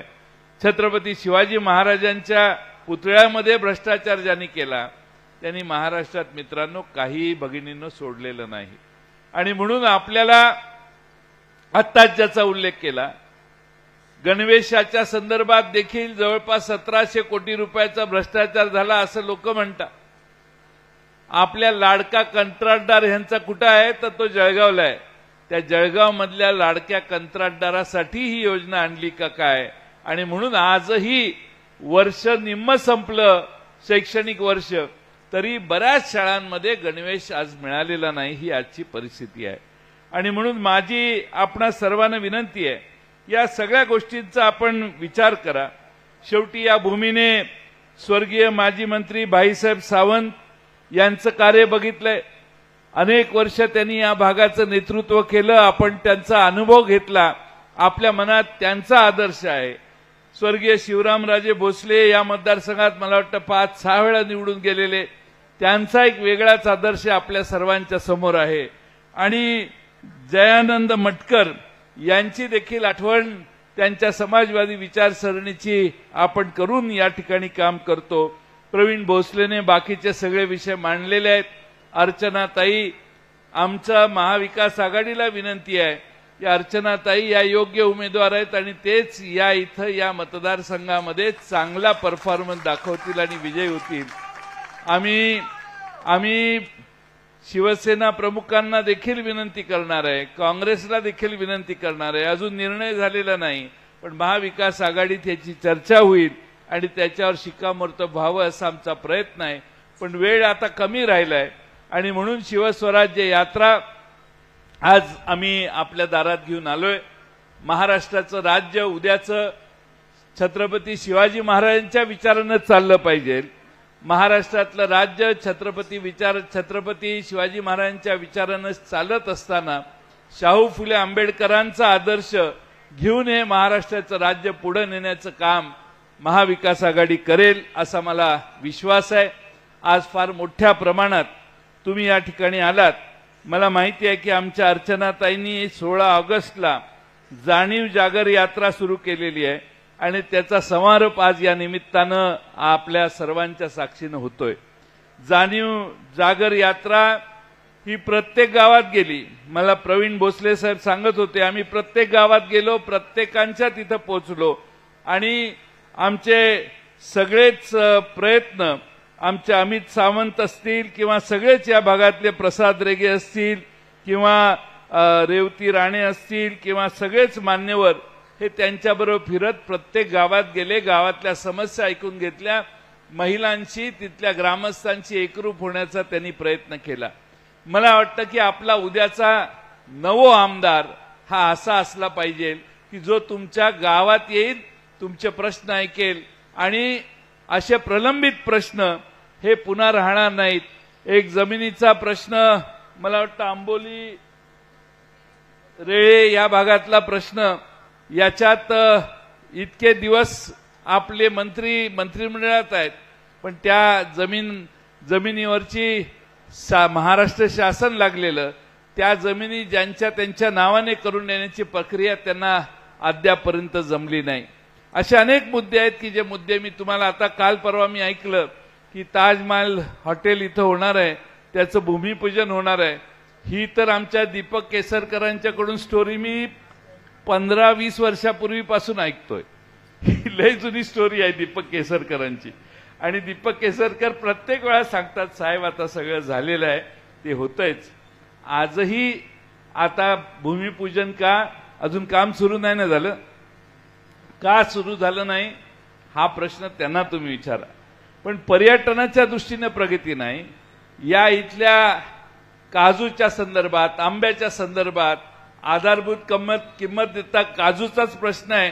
200 रुपये आधारभूत किंमत देत असताना, अनुदान देत असताना त्याच्यासाठी मिळणारं जे पैसे शेतकऱ्याला मिळाले पाहिजेत त्याच्यात इतक्या अनेक तांत्रिक अडचणी आहेत की काल परवा मला वाटतं मोर्चा काढण्याची पाळी शेतकऱ्यांच्यावर आली. त्यामुळे या सरकारकडून झगडून काही मिळत नाही. या सरकारने आपल्याला पाहिजे तसे पैसे महाराष्ट्रात उधळलेले आहेत. आता एवढा मोठा आपला कोकण रेल्वे आहे, हे मंत्री झाल्यापासून महाराष्ट्रात आपल्या सिंधुदुर्ग जिल्ह्यात नवीन रेल्वे थांबली का, नवीन स्टेशन झालं का, स्टेशनची पोर्च झाली, पण स्टेशन मधल्या सुविधा वाढवण्याची बुद्धी यांना झाली नाही. अशा अनेक गोष्टी आहेत. विधानसभेच्या निवडणुकीच्या वेळी मी अधिक बोलेन, पण आज वेळ कमी आहे.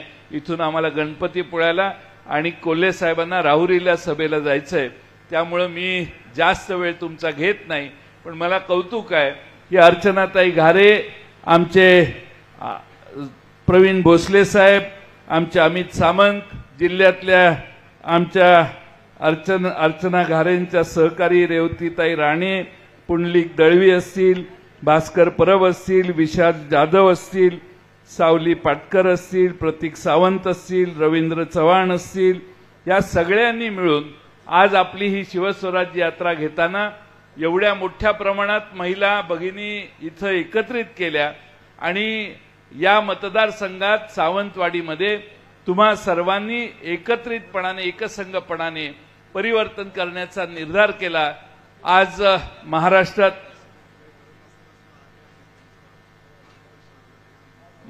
महाराष्ट्रामध्ये सगळीकडं आम्ही शिवस्वराज्य यात्रा घेऊन जातो.